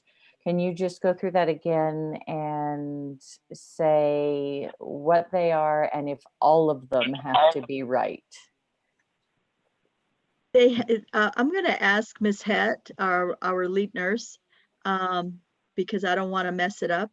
I know that in the email that I sent from Deputy Secretary Perea Warnament, she talked about it being an axis rather between positivity rate and rate of infection. And Ms. Het, can you speak to that? Otherwise, I will butcher it up. I'll do it, but I prefer you do it. Ms. Het. Hello, paging Ms. Het. So what it, and maybe she'll come on.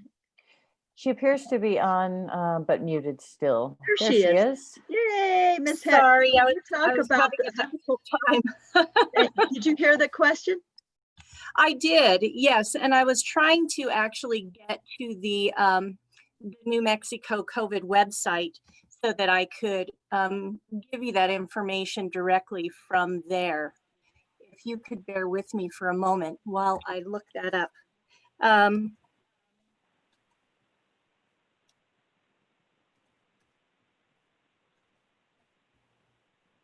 Okay.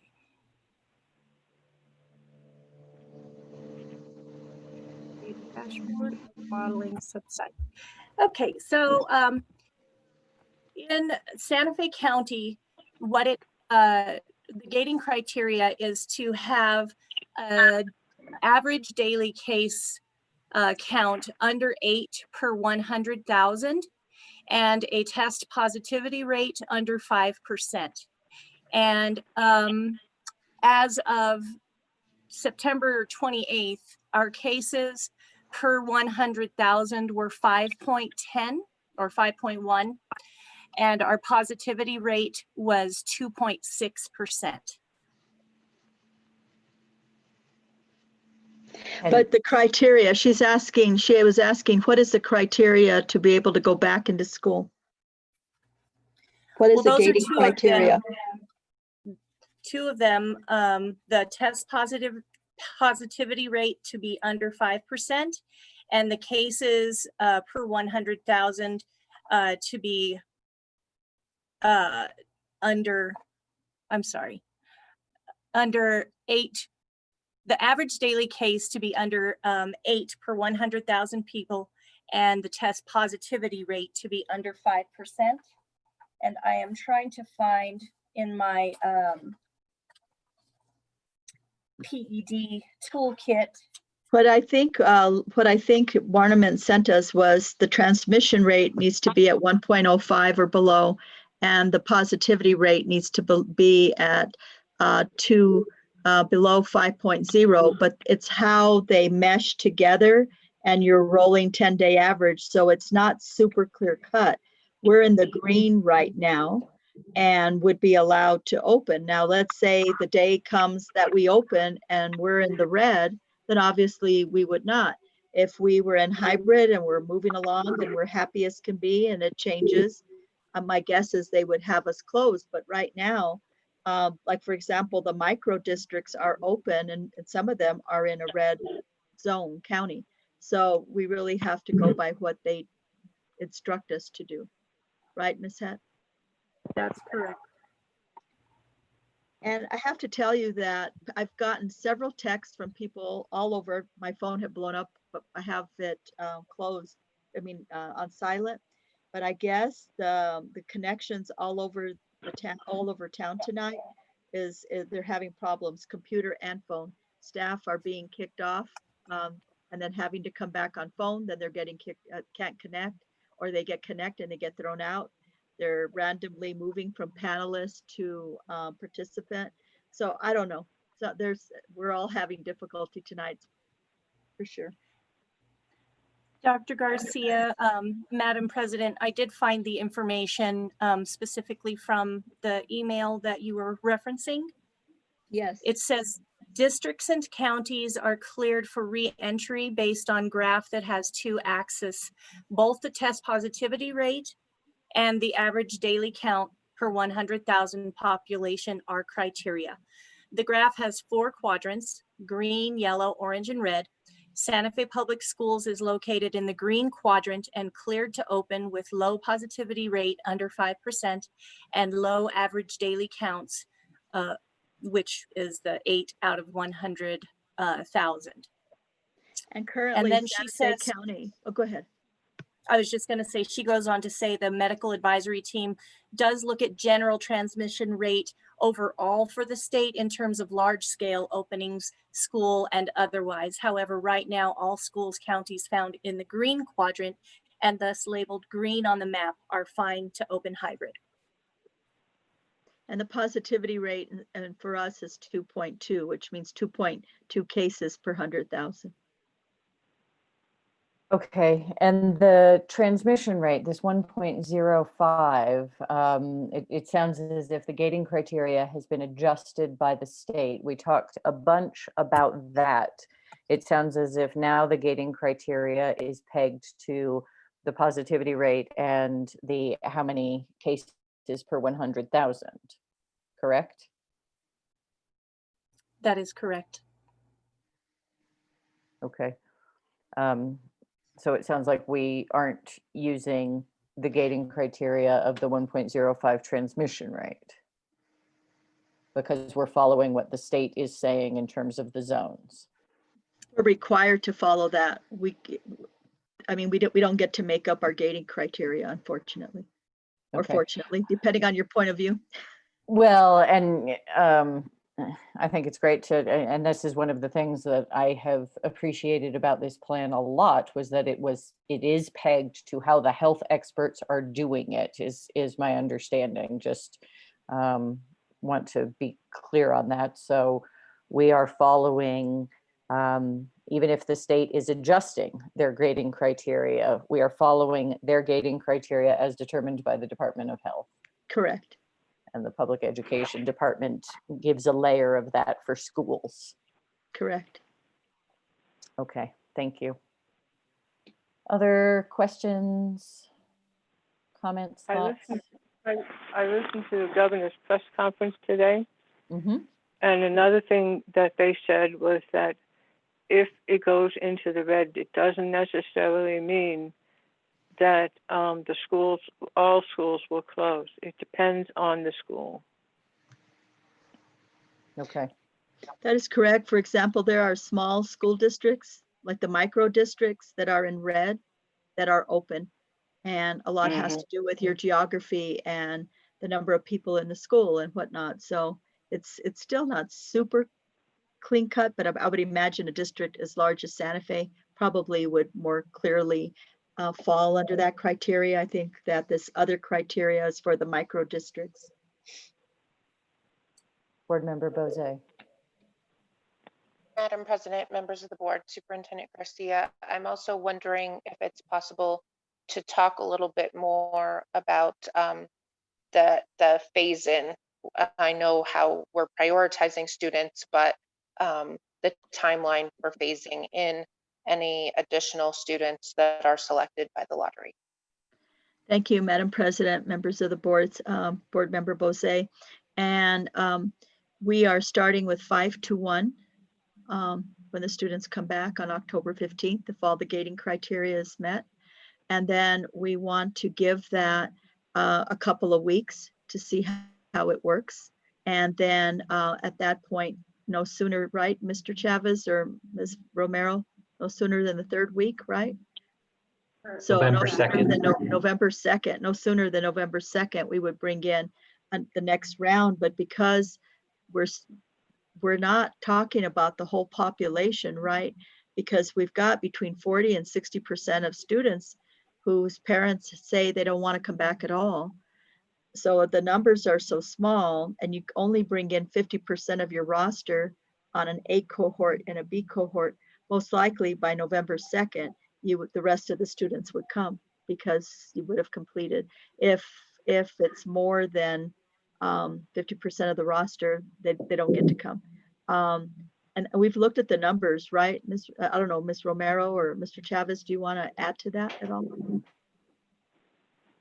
Members of the board, Superintendent Garcia, I think you've clarified it. You're right. Looking at individual teacher rosters, we don't have classes that would go over that 50% of the roster. In some cases, I think there's maybe 1 or 2 classes, and then that's when we would have a lottery. And in some cases, there's also classes that are going to be able to attend 4 days a week without having to split the cohorts into A and B, because the number of students requesting to return in hybrid are smaller. So it's a great opportunity for a beta test, right? With these low numbers to see how it works. And I you know, think it's very important that we do that.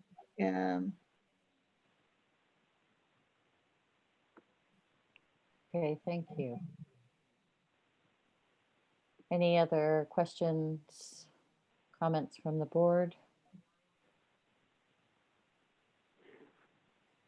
I just want to say, I know how hard you have all worked to put together, as I think Dr. Garcia said in the newspaper, you know, an incredibly complex puzzle. It's, you know, like a 5-dimensional puzzle.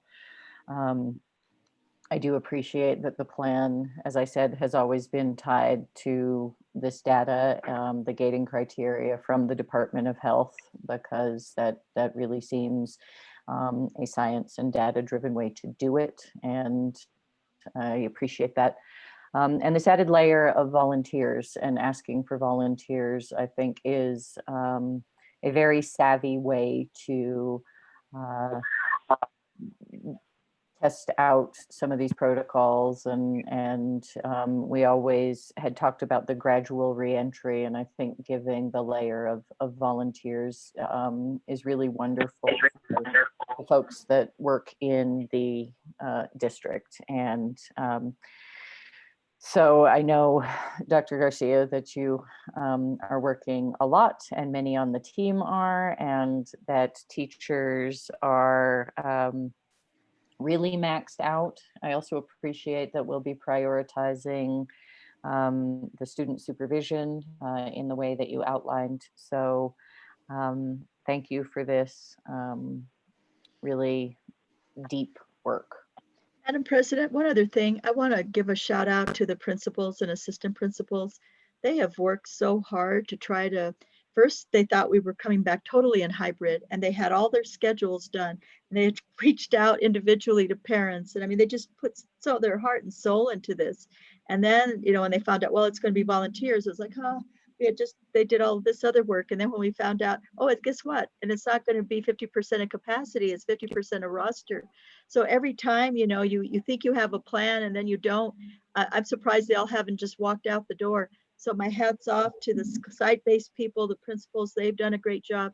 Every single department, you know, we have PPE ordered, you know, all of the things that people are worried about. And I just got a text from Mario that we're expecting, I think, 3,000 NK95s and 3,000, I always get it wrong, KN95s, and another, I don't know how many thousand, couple of thousand N95s.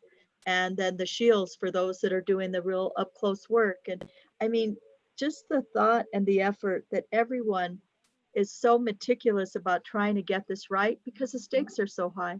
So my thanks to everybody. I know you've all been working so very hard, and thank you, Madam President, for recognizing that, and the principals and assistant principals at the sites. Gosh, I'm so proud of you and your leadership. Thank you. Yes, I'd like to echo that. I know a lot of it has to do with how it works at the physical place, and that's where the assistant principals and principals come in. Thanks for saying that. I did have one more question, which was sort of what you touched upon, Dr. Garcia, and I see you, Secretary Garcia. I'll come to you in a moment. That it can change, and I'm not sure how fast they're updating the gating criteria.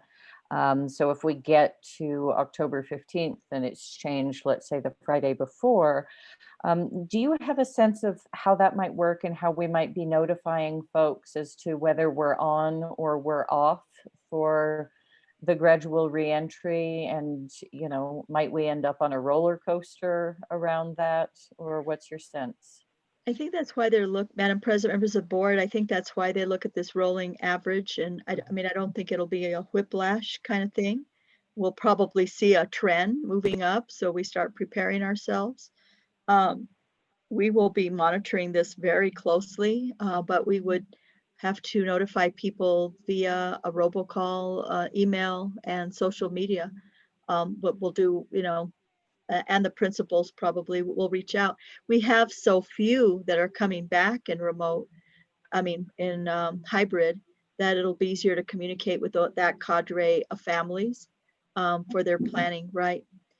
So as soon as we have a meeting tomorrow morning with the principals so that they can begin notifying families and to get those, in the few instances, as Associate Superintendent Romero said, where we will have to lottery, we will notify them right away so they know who is coming back so they can plan as quickly as possible. Okay, thank you. Secretary Garcia. Thank you, Madam President. Just Madam Superintendent, just some concerns that I have. If you can address these, if you can't, that's fine. People say, how come you're moving around so much? Because I'm just like nervous. But anyhow, nonetheless, so once again, number one, so the public education department is okay doing the hybrid. And then number two is, what is our, everything out there is a liability in regards to insurance, but there was a letter in the paper about 2 weeks ago in regards to, I forget his name, the gentleman that runs the insurance authority there, as into districts. That could actually be, anybody can be sued out there. And the other thing is about number three is the voluntary. So parents have a voluntary ability to actually have their kids go back to the hybrid or not. And then does that actually go and coincide with the lottery? What's the lottery? How does that work? And then how do you feel in regards to the numbers that are going up in Santa Fe County? And then, and why would you want to do the hybrid? If you can just answer that for the general public, please. I've written all these down, so if I mess up, you tell me that wasn't the question I asked. Madam President, Secretary Garcia, members of the board, we had 5 questions. So yes, the PED we have 3 options for models. Face-to-face, which is not allowed, full remote, which we're in right now, and hybrid. That is a PED approved model.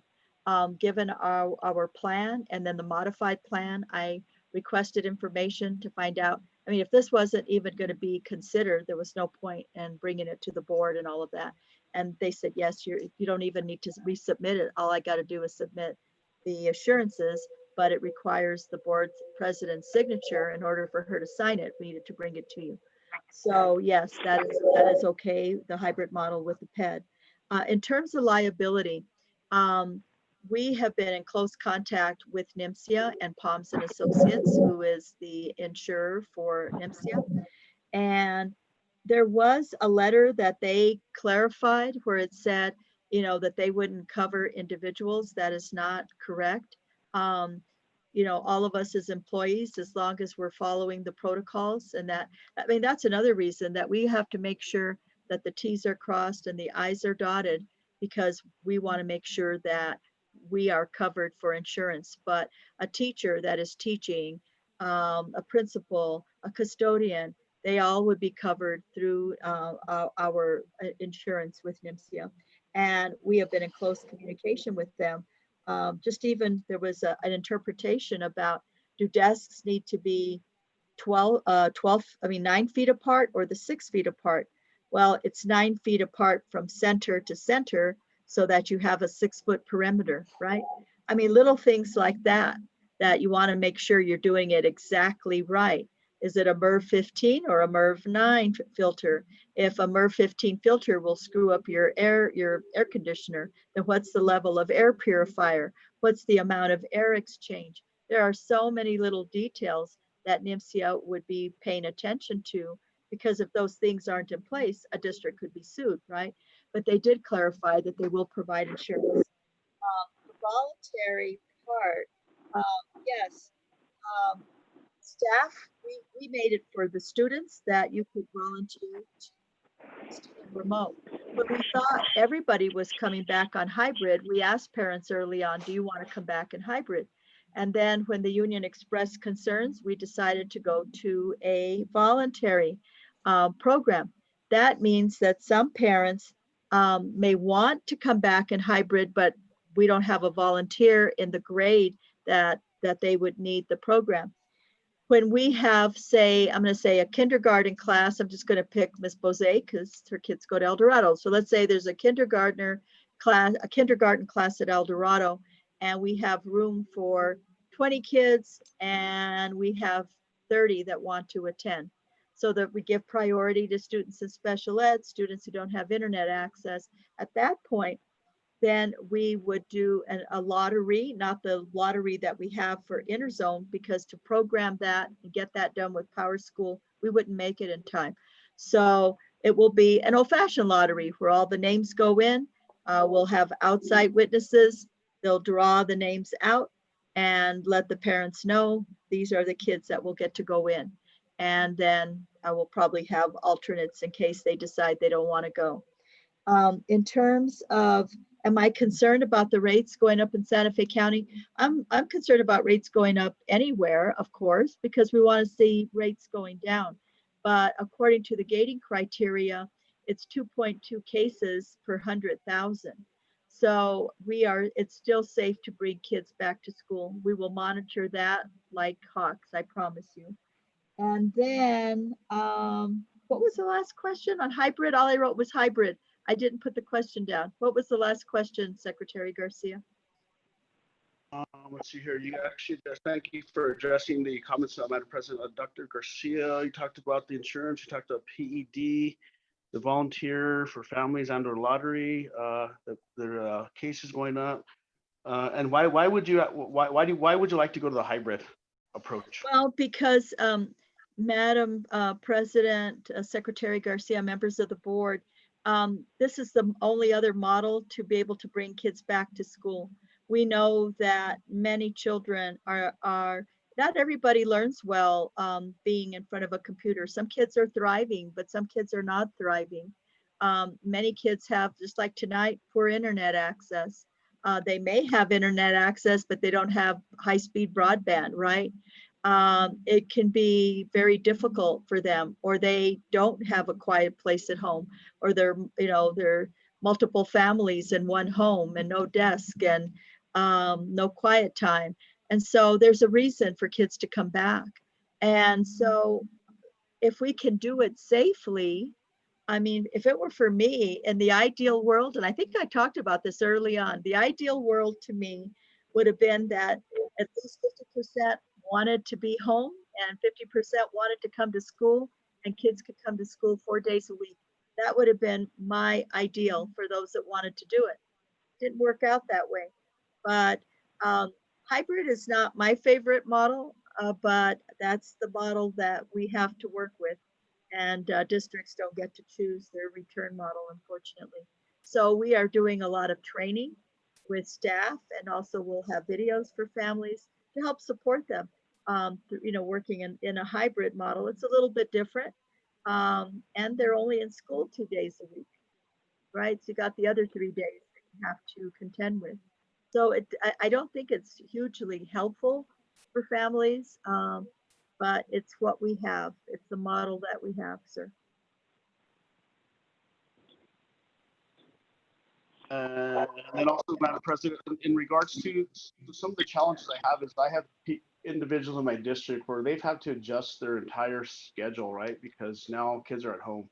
Like I said at the last meeting or two, I get chills talking about this, is I have a gentleman, he's an architect and his wife's an engineer. And so they have to, they're doing halftime now because they have young children, which is one's 4 years old, one's 7. So they had to cut their work schedule. And so now we're gonna, I understand the volunteer stuff about it. So now we're actually gonna, some of these children's or some of these families or parents might have to adjust their schedules again because they're wait staff or they work in the restaurant industry or the engineer, so on and so forth. So those are just some of the concerns that I'm looking at. And then also, and thank you for answering the questions, Dr. Garcia, appreciate you. It's here. What do you feel about the holidays coming up? Like, so we're gonna put, let's assume that we put kids in school on the 15th. And so then we have these other holidays happening. We have Thanksgiving happening. We have Christmas happening, but they're off for what, 2 weeks? Last year they're off for 3 weeks. So I guess those are some of the things that I'm thinking about as to whether or not we do the hybrid or we wait till the beginning of the year. So I'm just thinking out loud. But thank you, Madam President, as well as Dr. Garcia. Appreciate you. Thank you, sir. Dr. Garcia? Yes, Madam President, Mayor. This is Lorraine. Yes. Hello? Yes.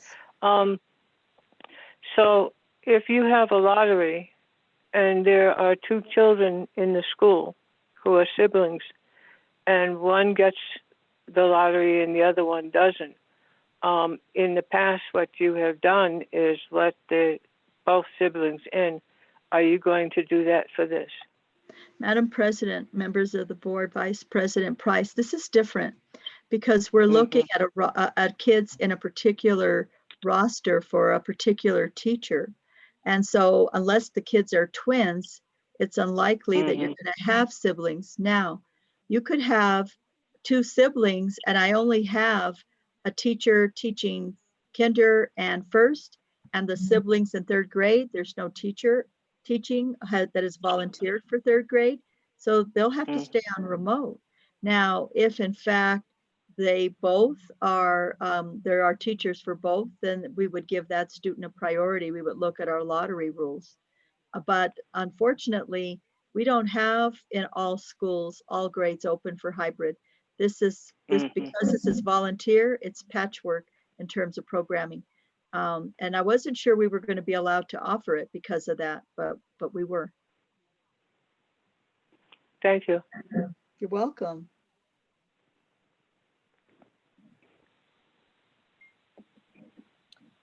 One other piece, Dr. Garcia, is there is a whole PED approval of HVAC systems and improved ventilation for reopening buildings, correct?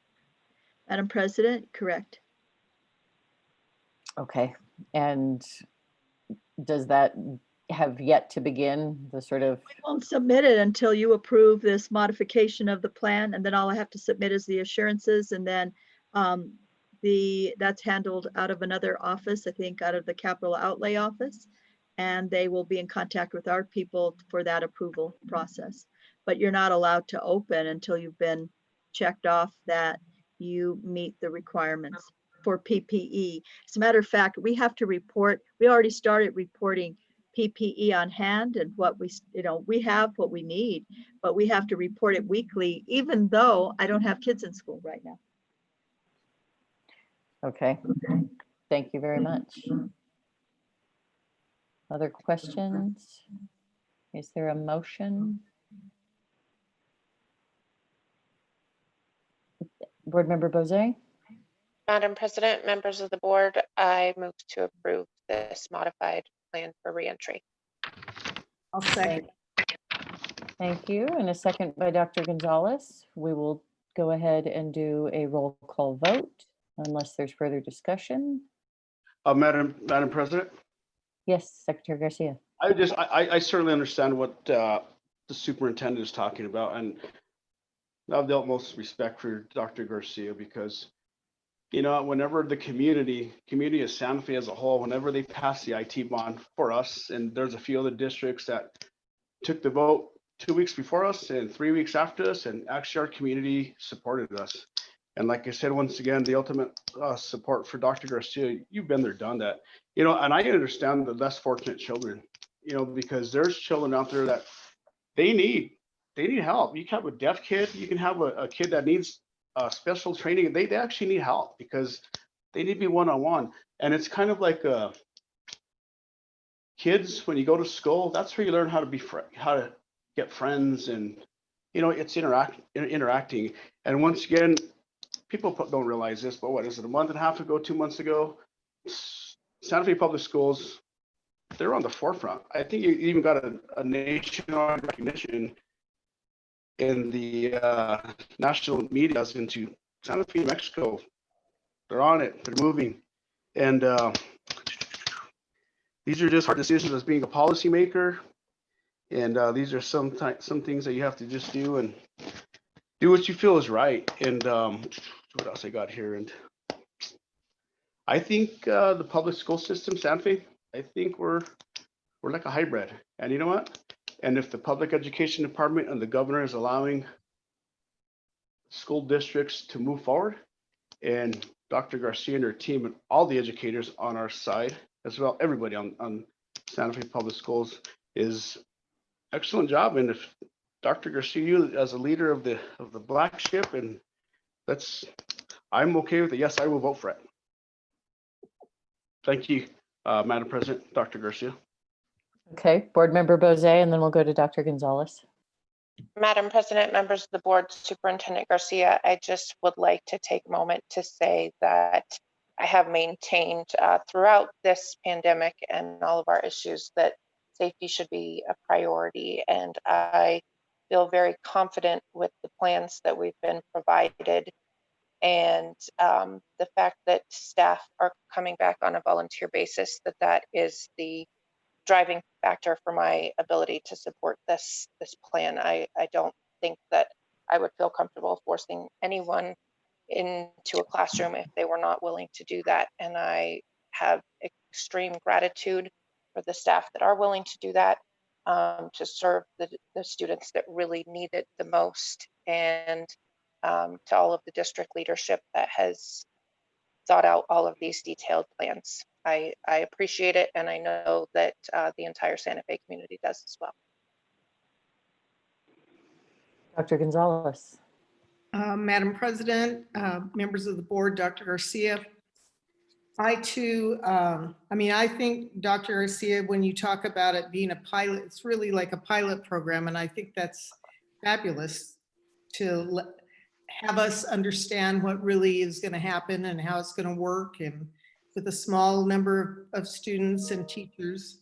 So I'm really appreciative of the fact that you guys have done such careful planning. I mean, we did this plan some time ago and said we were going to do a hybrid come the middle of October, but you know, things have changed and evolved, and so I'm glad that we're going to start, and we're starting with volunteers, both students and staff, and I think that's great. So thank you. Thank you. Okay, we have a motion and a second to approve the modified plan. We'll do a roll call vote. Vice President Price. Yes. Secretary Garcia. Yes, and I think Santa Fe Public Schools is in the forefront for all of this stuff, and I appreciate all of us and everybody, especially everybody that works in the schools. Dr. Gonzalez. Yes. Board Member Bose. Yes. And the president votes yes. Thank you very much, Dr. Garcia, and everyone really for all the hard work. And we feel really fortunate to have the team we have, clearly. Thank you so much. I think we are leaders again by, I don't know of anyone that's done this with volunteers and able to come up with a compromise to make it work. And, you know, we promise to keep our eye on the ball and do all we can to keep our students safe and our staff safe and healthy and learning. And that's what drives us, right? And so thank you for your belief in us and supporting this plan. We greatly appreciate it. Thank you. Thank you. Okay, we'll move on our action items to item C, the first reading of policy 352, student diabetes management. Dr. Garcia. Thank you, Madam President, members of the board, and I need that put up for me. I'm going to be calling tonight on, I believe, our Director of Student Wellness and our General Counsel, Josh Granata, and Anita Het, our lead nurse. I think they've worked it out who will be going over which piece. But with the passage of Senate Bill 48, the Student Diabetes Management Act, the board is required to have a policy in place that addresses medical management of diabetes for students in our district and diabetes care training for Santa Fe Public School personnel. The proposed policy 352 complies with statute and the Public Education Department regulation. Take it away, staff. Thank you, Dr. Garcia. Madam President, members of the board, and Superintendent Garcia. We are seeking approval this evening for the first reading of this board policy 352, which is student diabetes management. And as Dr. Garcia stated, the purpose of this policy is to be in compliance with the Student Diabetes Management Act and the New Mexico Administrative Code around health and safety for students with diabetes. And it provides us with parameters for diabetes care, for personnel training, and diabetes care management for our students with diabetes in our schools. The requirements outlined in this policy are not new to our current practice of supporting students with diabetes, with the exception of the newly added requirement to provide trained diabetes personnel who would be volunteers to staff for our athletic and other extracurricular activities. And as a district, we've made it a yearly practice to train at least 2 staff members other than our school nurses at each site where there is a student with diabetes, so that the staff are able to care for students during the school day and on field trips. We've maintained this practice because we understand the importance. Hello? Around the signs and symptoms of high emergency response. And at this time, Ms. Het, our lead nurse, General Counsel Josh Granata, and I stand for questions. Can you hear me, you all? Yes, Vice President Price, I think Ms. O'Brien froze for many of us at the same time. I think that her sound went out for you. So I don't know if anybody has any questions. We missed a very small portion of the end of your remarks, Ms. O'Brien. Okay. Madam President, this is Rudy. Go ahead, Secretary Garcia. I don't have any questions, but move for approval. It's actually a requirement that we have to do based off of state statute, so move for approval. Dr. Gonzalez, you're muted. I'll second. Okay, we have a motion and a second. Before discussion? Yes, please, go ahead, Vice President Price. Just, you know how I read things. In our policy, under, let me see, I wrote it down here. When we talk about the diabetes medical management plan, line 74. In the state regs, and I'm just pointing this out, I think we should do this just to be consistent. In the state regs, it says diabetes medical management plan means a document developed and signed by a student's personal health care practitioner and parent or guardian that describes the health services a student needs at school. In our policy, it does not say personal health care practitioner.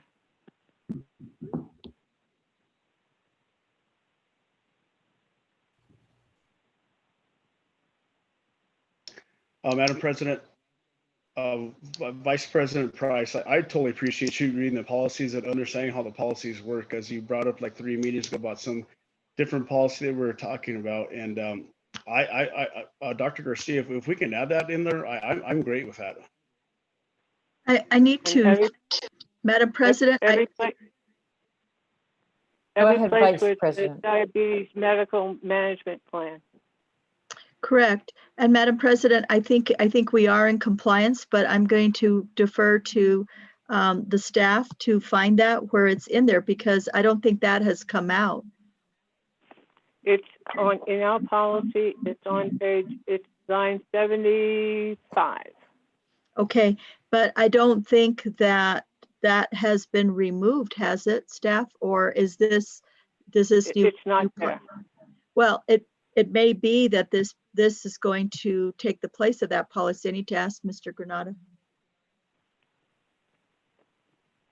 Board President Noble, members of the board, Vice President Price, I can take a closer look at the regulation and make sure that we're in compliance. It's my understanding that the policy is in compliance with the act, and that we can clarify further within the AR that we develop based on this policy.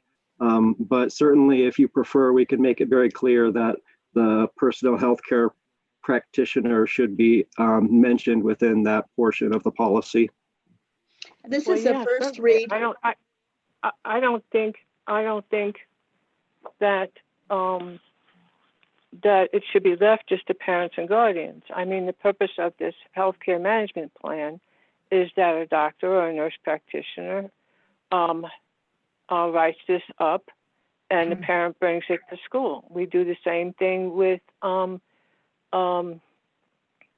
asthma, and so, okay, go on. I think we are, this is a first read.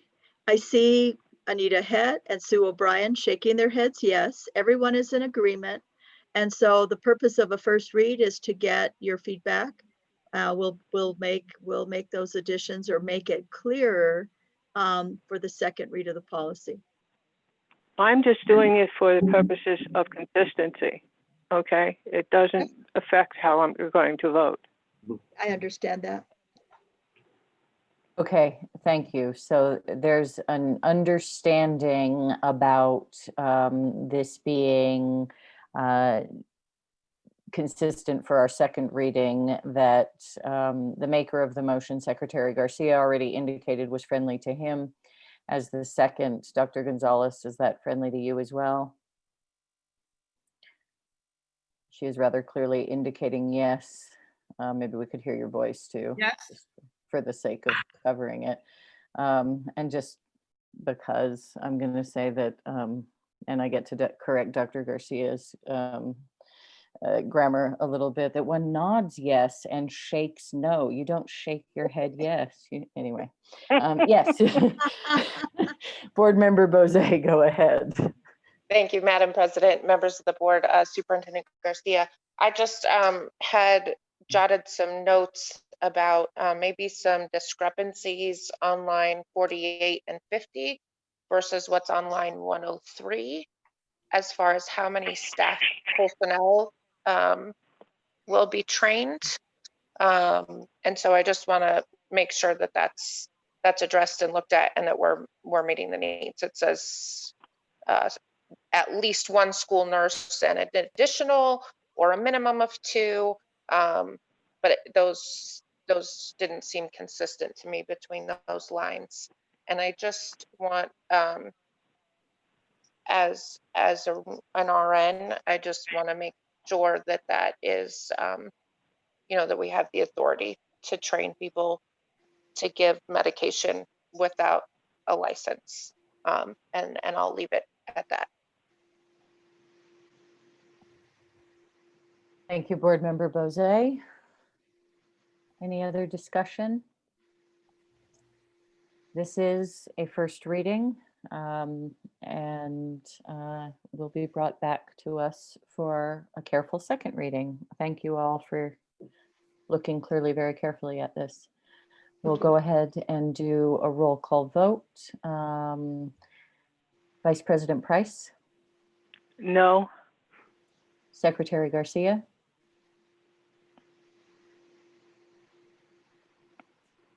Yes, and I just wanted the 2 or 3 questions that the Vice President brought up and the other member, those he brought up as into, those are very valid questions. So I this time I'll vote yes because it is the first reading. Thank you. Dr. Gonzalez, Yes. Board Member Bozay, I will vote yes on this first reading. Yes, thank you. and the President votes yes as well. Thank you very much. Thank you, board members and officers. Okay, moving swiftly along, we are on action item D, repeal policy 604, volunteers. Dr. Garcia. Thank you, Madam President, members of the board. We know we've had numerous discussions about supervision and whether or not volunteers can work alone with students. And it turned out that we had dueling policies, 604, and I forget the other number 2. What is it, Josh? Our general counsel. 207, or Ms. Romero, thank you. And so the AR in the other that goes with the other policy, we've rewritten so that volunteers can work with a student outside of the classroom as long as there are 2, more than 1 student, and not more than 5. And so this repealing this policy will make it more, I think, more volunteer friendly, but still safeguards the safety of our students. So we recommend a repeal of this policy. Anything else, Ms. Romero or Mr. Granado, you want to add? I don't have any. And Board President Noble, members of the board, Dr. Garcia, it's because of there's 2 policies that we came before you, and essentially the first policy, 207, requires the volunteer program to conform with law, and that's we currently do. And so by repealing policy 604, it would allow for the district to provide easier opportunities for volunteers to work with children, especially within this remote environment.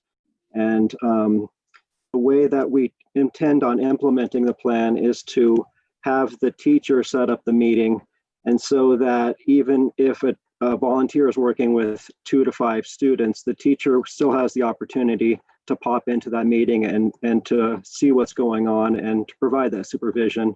But it does allow for a little bit more flexibility in this environment that we're in currently. Well, I don't know what anybody else has, President. Go ahead, Vice President Price. I don't know what anybody else has, but all I have is 604 with red lines through the whole thing. So I don't have something with which to make a comparison to what you're proposing. We're not proposing. Does everyone else have the new proposal? Madam President, members of the board, we're not doing a repeal and replace. That's why you don't. We have 2 policies. We're just removing one that doesn't work. We're just repealing this one. We're not there. The reason you don't have language because it's not a repeal and replace. Okay, I misunderstood.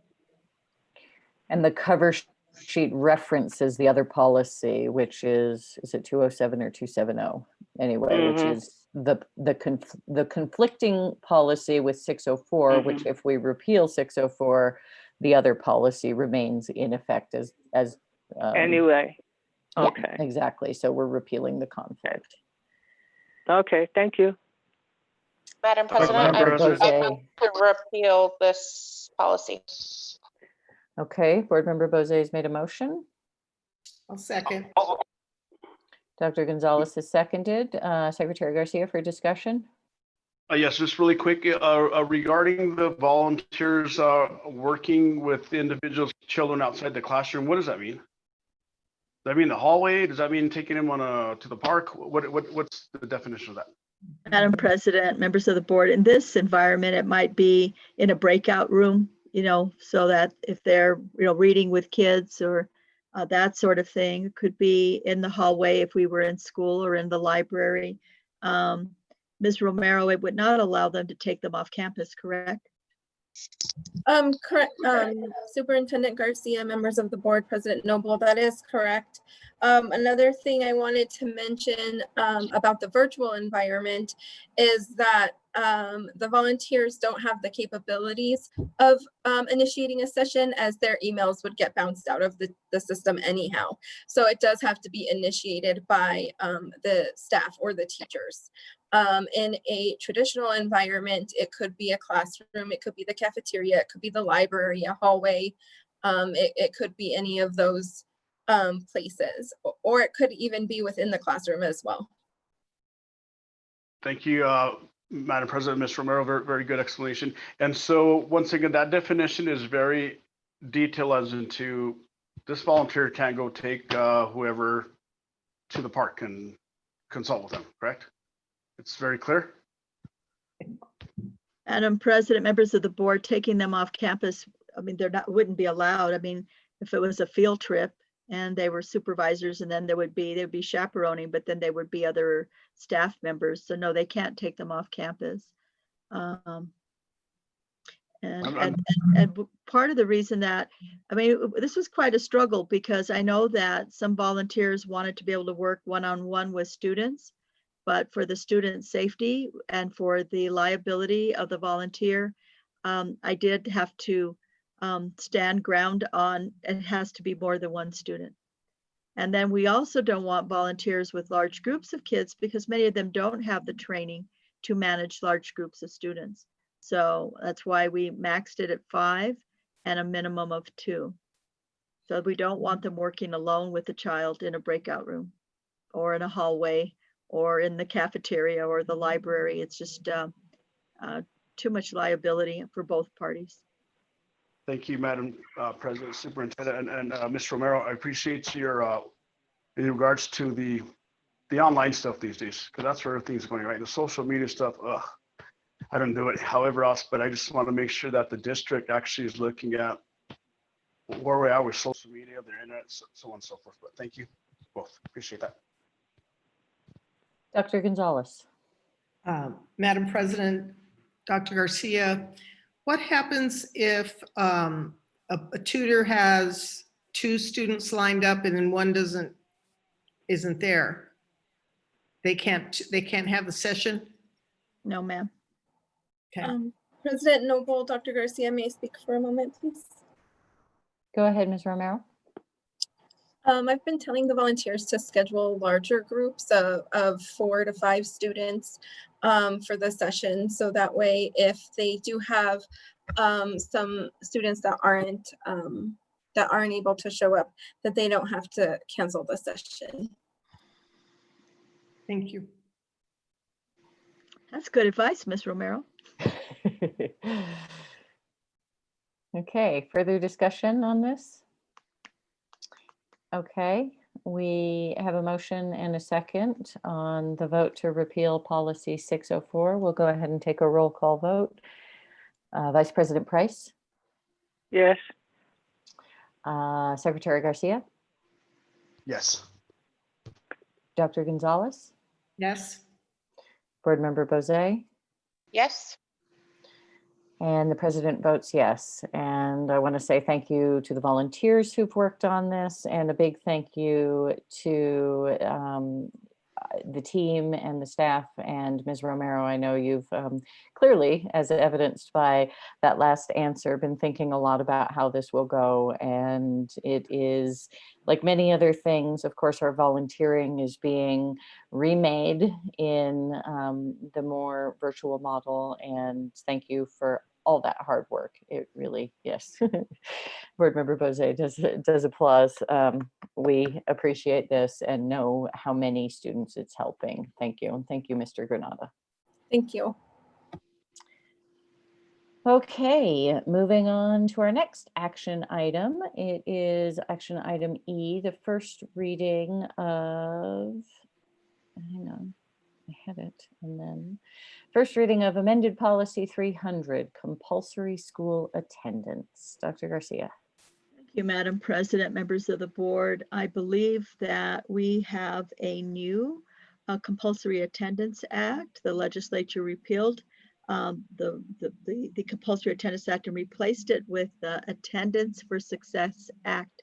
The amendments to this policy reflect the changes made in law. This policy provides a process for prevention of chronic absenteeism, early intervention efforts, specialized supports, and referrals to CYFD. This reflects a move from a focus on truancy to a focus on chronic absenteeism and provides guidance to the district for a tiered intervention approach. Mr. Granada, is that you or Ms. Zibata, our Deputy Chief Community Diversity, Equity, and Engagement Officer? Dr. Garcia, board members, President Noble, Crystal Ibata has been working on this policy, and she'll explain the details of it for the board tonight. Thank you, Ms. Ibata. Please proceed. Madam President, members of the board, Superintendent Garcia, thank you for letting me share tonight on Policy 300. The Attendance for Success Act was passed into law in 2019 and again replacing the Compulsory Attendance Act.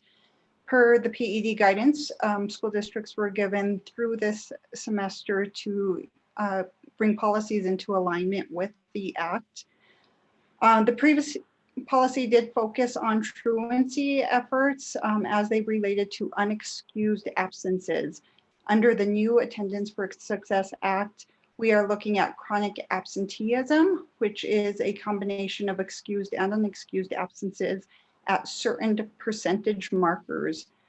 This falls within a tiered system of intervention approaches, going from whole school universal prevention to individual prevention, early intervention, and then intensive supports. The policy that we presented tonight does outline the expectations as dictated by the Act and provides guidance for a variety of interventions. President Noble, members of the board, Superintendent, we can take questions. Thank you very much, Ms. Ibata. Good to see you. Questions from the board? Madam President, I have a question. Go ahead, Secretary Garcia. So I think this is, so how many absences does a kid get reported to CYFD, and who reports those absences to CYFD? The principal, the assistant, the teacher, how does that work? Board President Noble, Secretary Garcia, Superintendent, board members. Under this tiered intervention of efforts, we start with the individual prevention at 5 to 10% of chronic absenteeism. So that is a target that we measure at a variety of points in the year. The next tiered under early intervention is 10 to 20%, and then everything over 20% is where we can in fact make a referral to CYFD or juvenile probation dependent on the age of the student. However, there are a number of efforts that go in prior to this, including outreach starting at very minimal stages of 3 days of absences. Our district team working with the school site teams to ensure that we're making phone calls, that we're really reaching out to parents, that we are assessing for any needs or barriers, that these students are being reviewed in the school wellness team meetings, that we're conducting home visits appropriately, social distanced as needed, that we're working with the police department in the event that a welfare check might be needed, and that we are using our own internal referral systems prior to getting to the place of CYFD. Although we do have CYFD liaisons provided to us this school year through the state, they are working very closely with our school sites to do a lot of prevention planning, and those liaisons are going to be a great support in hopefully meeting families' needs prior to getting to CYFD referrals. Thank you, Madam President. Also really quick, so what is 5%? Does that mean 20 days a year? Or does that mean 5 days a year? And then also you mentioned that the district staff that we go do intervention with the family members. And then my third question also, if you can address it, does this law allow for the state to go after the parents if the kid is, or the child is missing so many days? So first off, the 5%, again, that is a percentage that's somewhat of a moving target throughout the school year. Right now, we are looking at that in terms of about 3 days out. We want to alert families at that point in time. 5 days, of course, towards the end of the semester will be at a higher rate. And so we want to continue to do early outreach as soon as possible. So we're really advising schools to reach out at 3 days absent. Family intervention, we are always assessing for barriers in the student's home or environment that might not allow them to have the most successful opportunities in the school setting. So we do have a number of partner organizations that offer mental health, student wellness.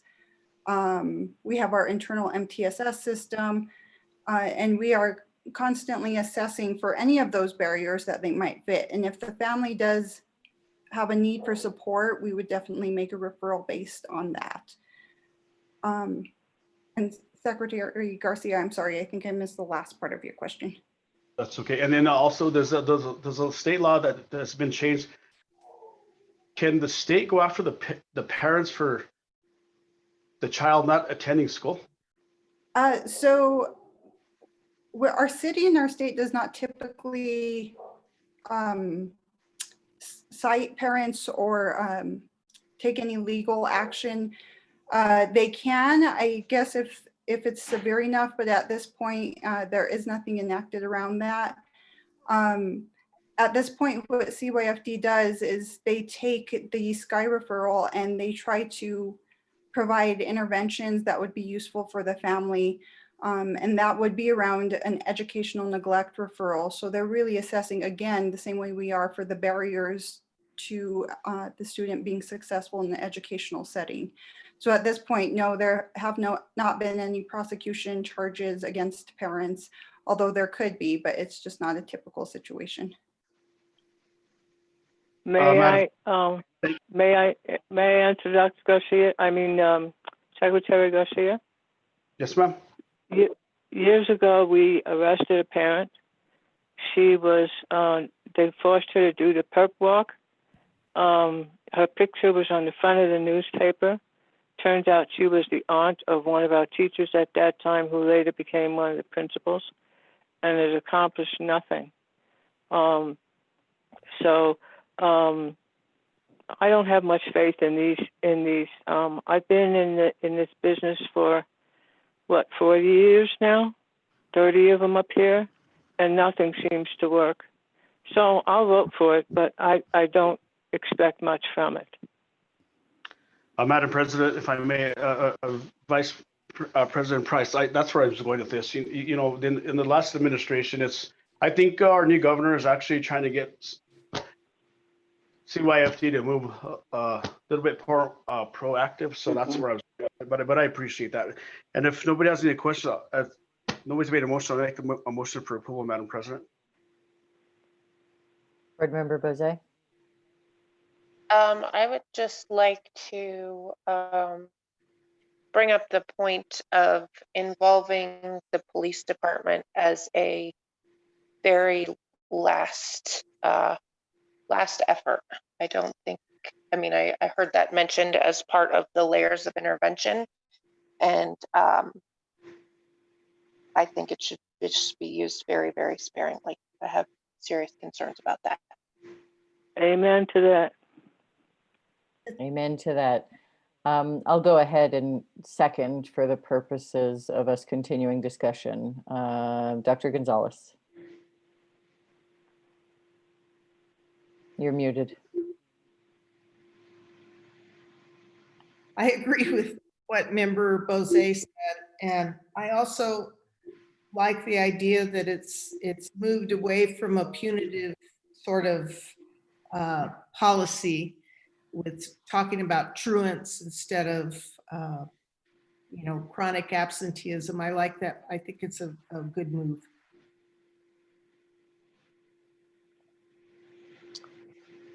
Okay, further discussion or comment? I totally agree with Board Member Bozay as well. We'll go ahead and do a roll call vote on this. Vice President Price? Yes, I agree with the board member Bose, and as far as we can keep the police away from our children, the better. And I vote yes. Thank you. Secretary Garcia? Yes. Dr. Gonzalez? Yes. Board Member Bose? Yes. And the president votes yes as well. Thank you very much. Ms. Ibarra, good to see you again. Okay, moving on to our last action item, a request to shift election date for general obligation bond and HB 33 mill levy from November 2021 to June 1, 2021. Dr. Garcia. Thank you, Madam President, members of the board. I've had talked to you about this before of my recommendation was for us to do a mail ballot again. This is different than absentee ballots. The ballots are mailed to every voter in Santa Fe County. But it was only for the general obligation bond. Found out from our board counsel, bond counsel, Art Melendres, that this year, HB 33, which is your maintenance question, in the cycle, they come together. And so they have to be done at the same time. And so because it's unlikely that the pandemic will just disappear in January or February, I am requesting that we have more time to do voter education. You know, it was a real trick for us to learn how to do a mail-in election effectively. And as Secretary Garcia, so generous in his comments, said, we were one of the few districts that was successful in getting an election done, but it took a lot of voter education, a lot of meetings, a lot of, I don't want to say house parties, but events at schools and meeting with civic groups and being on the radio and doing, it was a multi-pronged approach, took a lot of work. Well, now in the pandemic, we're somewhat limited to do voter education. And we think we're going to need more time. And so we found out from Mr. Melendres that if we do this in June, we will not slow down or have a break, right, with no funding to continue projects or for maintenance because the tax rolls are adjusted in November. So this just allows us to say that you give us approval so we can let the CRC know that they have a little more time, that we are going to go June 1. However, I am going to tell the CRC on Tuesday that, you know, we can give them like another month, but we don't want to defeat the purpose and have this go through March. And then I wind up with, you know, 2 months, 3 months to do voter education. So I would hope that we could bring a proposal back to you by January. And then 70 days before the election, Mr. Melendres and staff will come back to you with the actual language for the resolution that would go on the ballot. So today, all you're voting for, you're not voting on an amount, you're not voting on language. All you're voting for is just to say you agree with us having a mail-in election on the first Tuesday in June, which is June 1st of 2021. And myself or Mr. Granada or Ms. Wagner or Mr. Romero can stand for questions. Okay, thank you very much, Dr. Garcia. Questions from the board?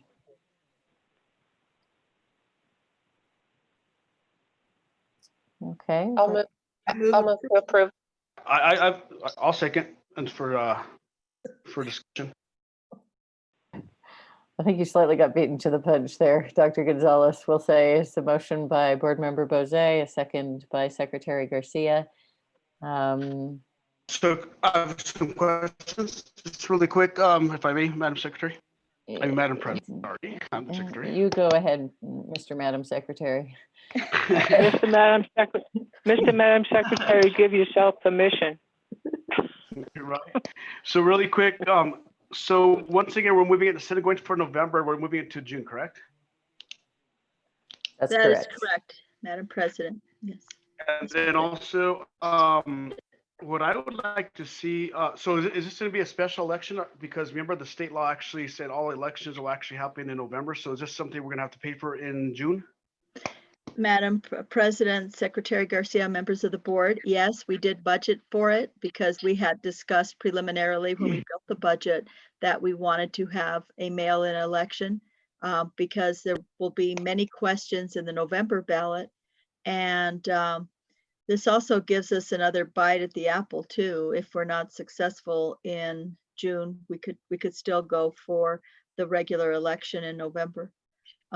But we thought it would be best to do it this way.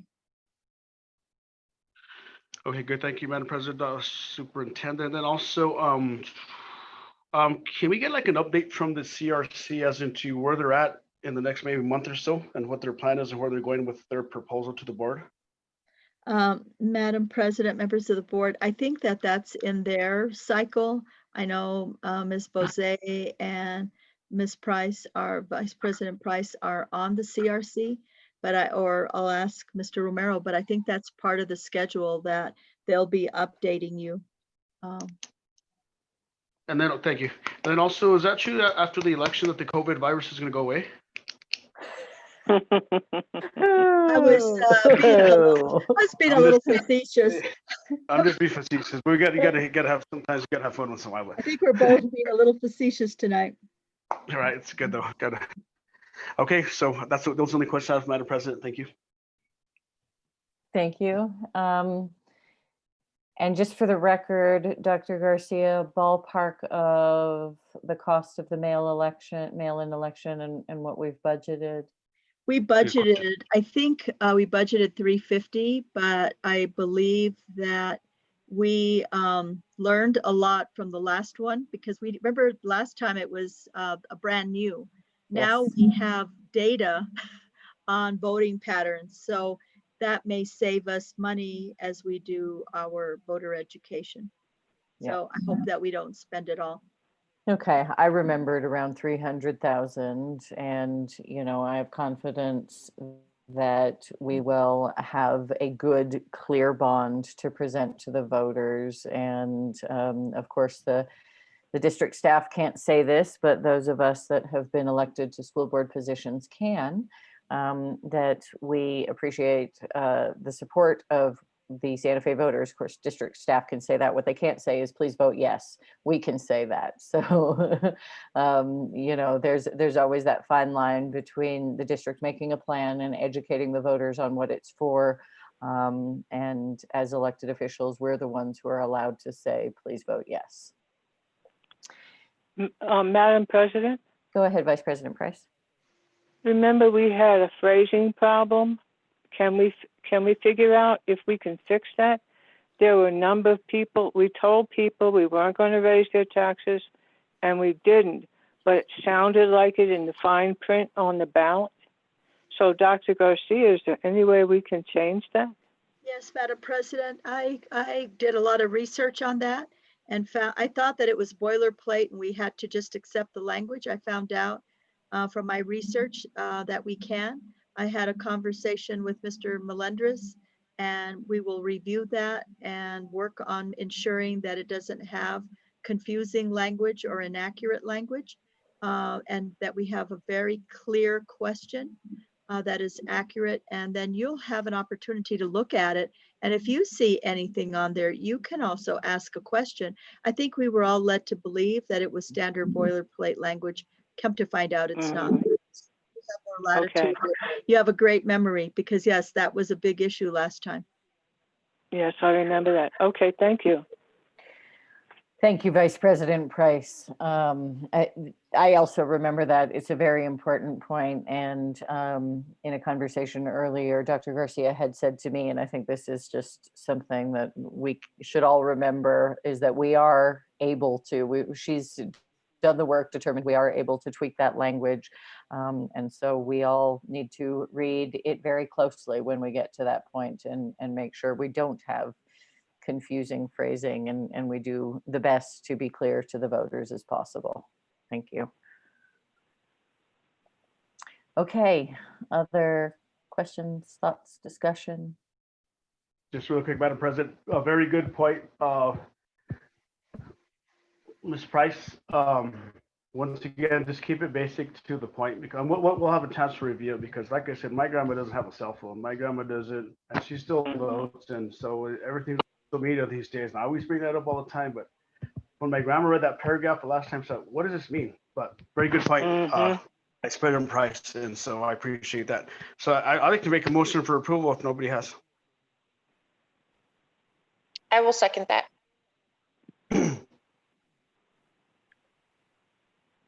Am I crazy? I thought we had a motion in a second. Okay, Dr. Gonzalez is nodding yes, and I'm doubting, I'm getting tired, so I'm doubting my brain, but I'm. Sarah and Rudy. Yes. Okay. I motion again. Okay, I mean, we know who's involved here, but we did have a motion in a second, and we were on discussion. Okay, and any further discussion? We're about to do a roll call. All right, we'll do the roll call vote. Vice President Price. Yes. Secretary Garcia. Yes. Dr. Gonzalez. Yes. Board Member Bozé. Yes. And the president votes yes. Thank you very much. Thank you so much. Thank you. Thanks for the good thinking and hard work, as ever. Okay, we, under item Roman numeral 9 on our agenda, we had board discussion and possible actions, items there that Vice President Price and I took off when we approved the agenda. So we are on Roman numeral 10, advanced planning.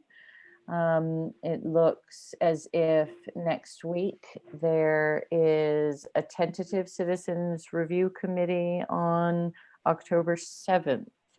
Madam President, that is a definite meeting. Okay. Oh, yes. We decided we were going to meet every other Wednesday. Actually, Vice President Price, last week at the meeting, we decided to meet weekly. So this week was skipped, but starting next week, it'll be weekly. Okay. I knew we were going to have this one, but I couldn't get on to the meeting last meeting. Okay. Okay. And it does look as if my numbers wouldn't work. Connectivity, I mean, we're all using a lot of data, and clearly tonight it's been an issue. It does look as if the listed dates reflect every Wednesday. So thank you for that clarification. And then we will be together as a board for a tentative executive session and a regular meeting on October 15th. And the audit committee is also scheduled for October 15th at noon. Anything else on advanced planning? Okay. Thank you all very much for a good meeting with some really wonderful stuff to celebrate, especially at the beginning, and lots of action at the end. We'll see you in 2 weeks for a board meeting. Thank you. Thank you, everybody. We are adjourned.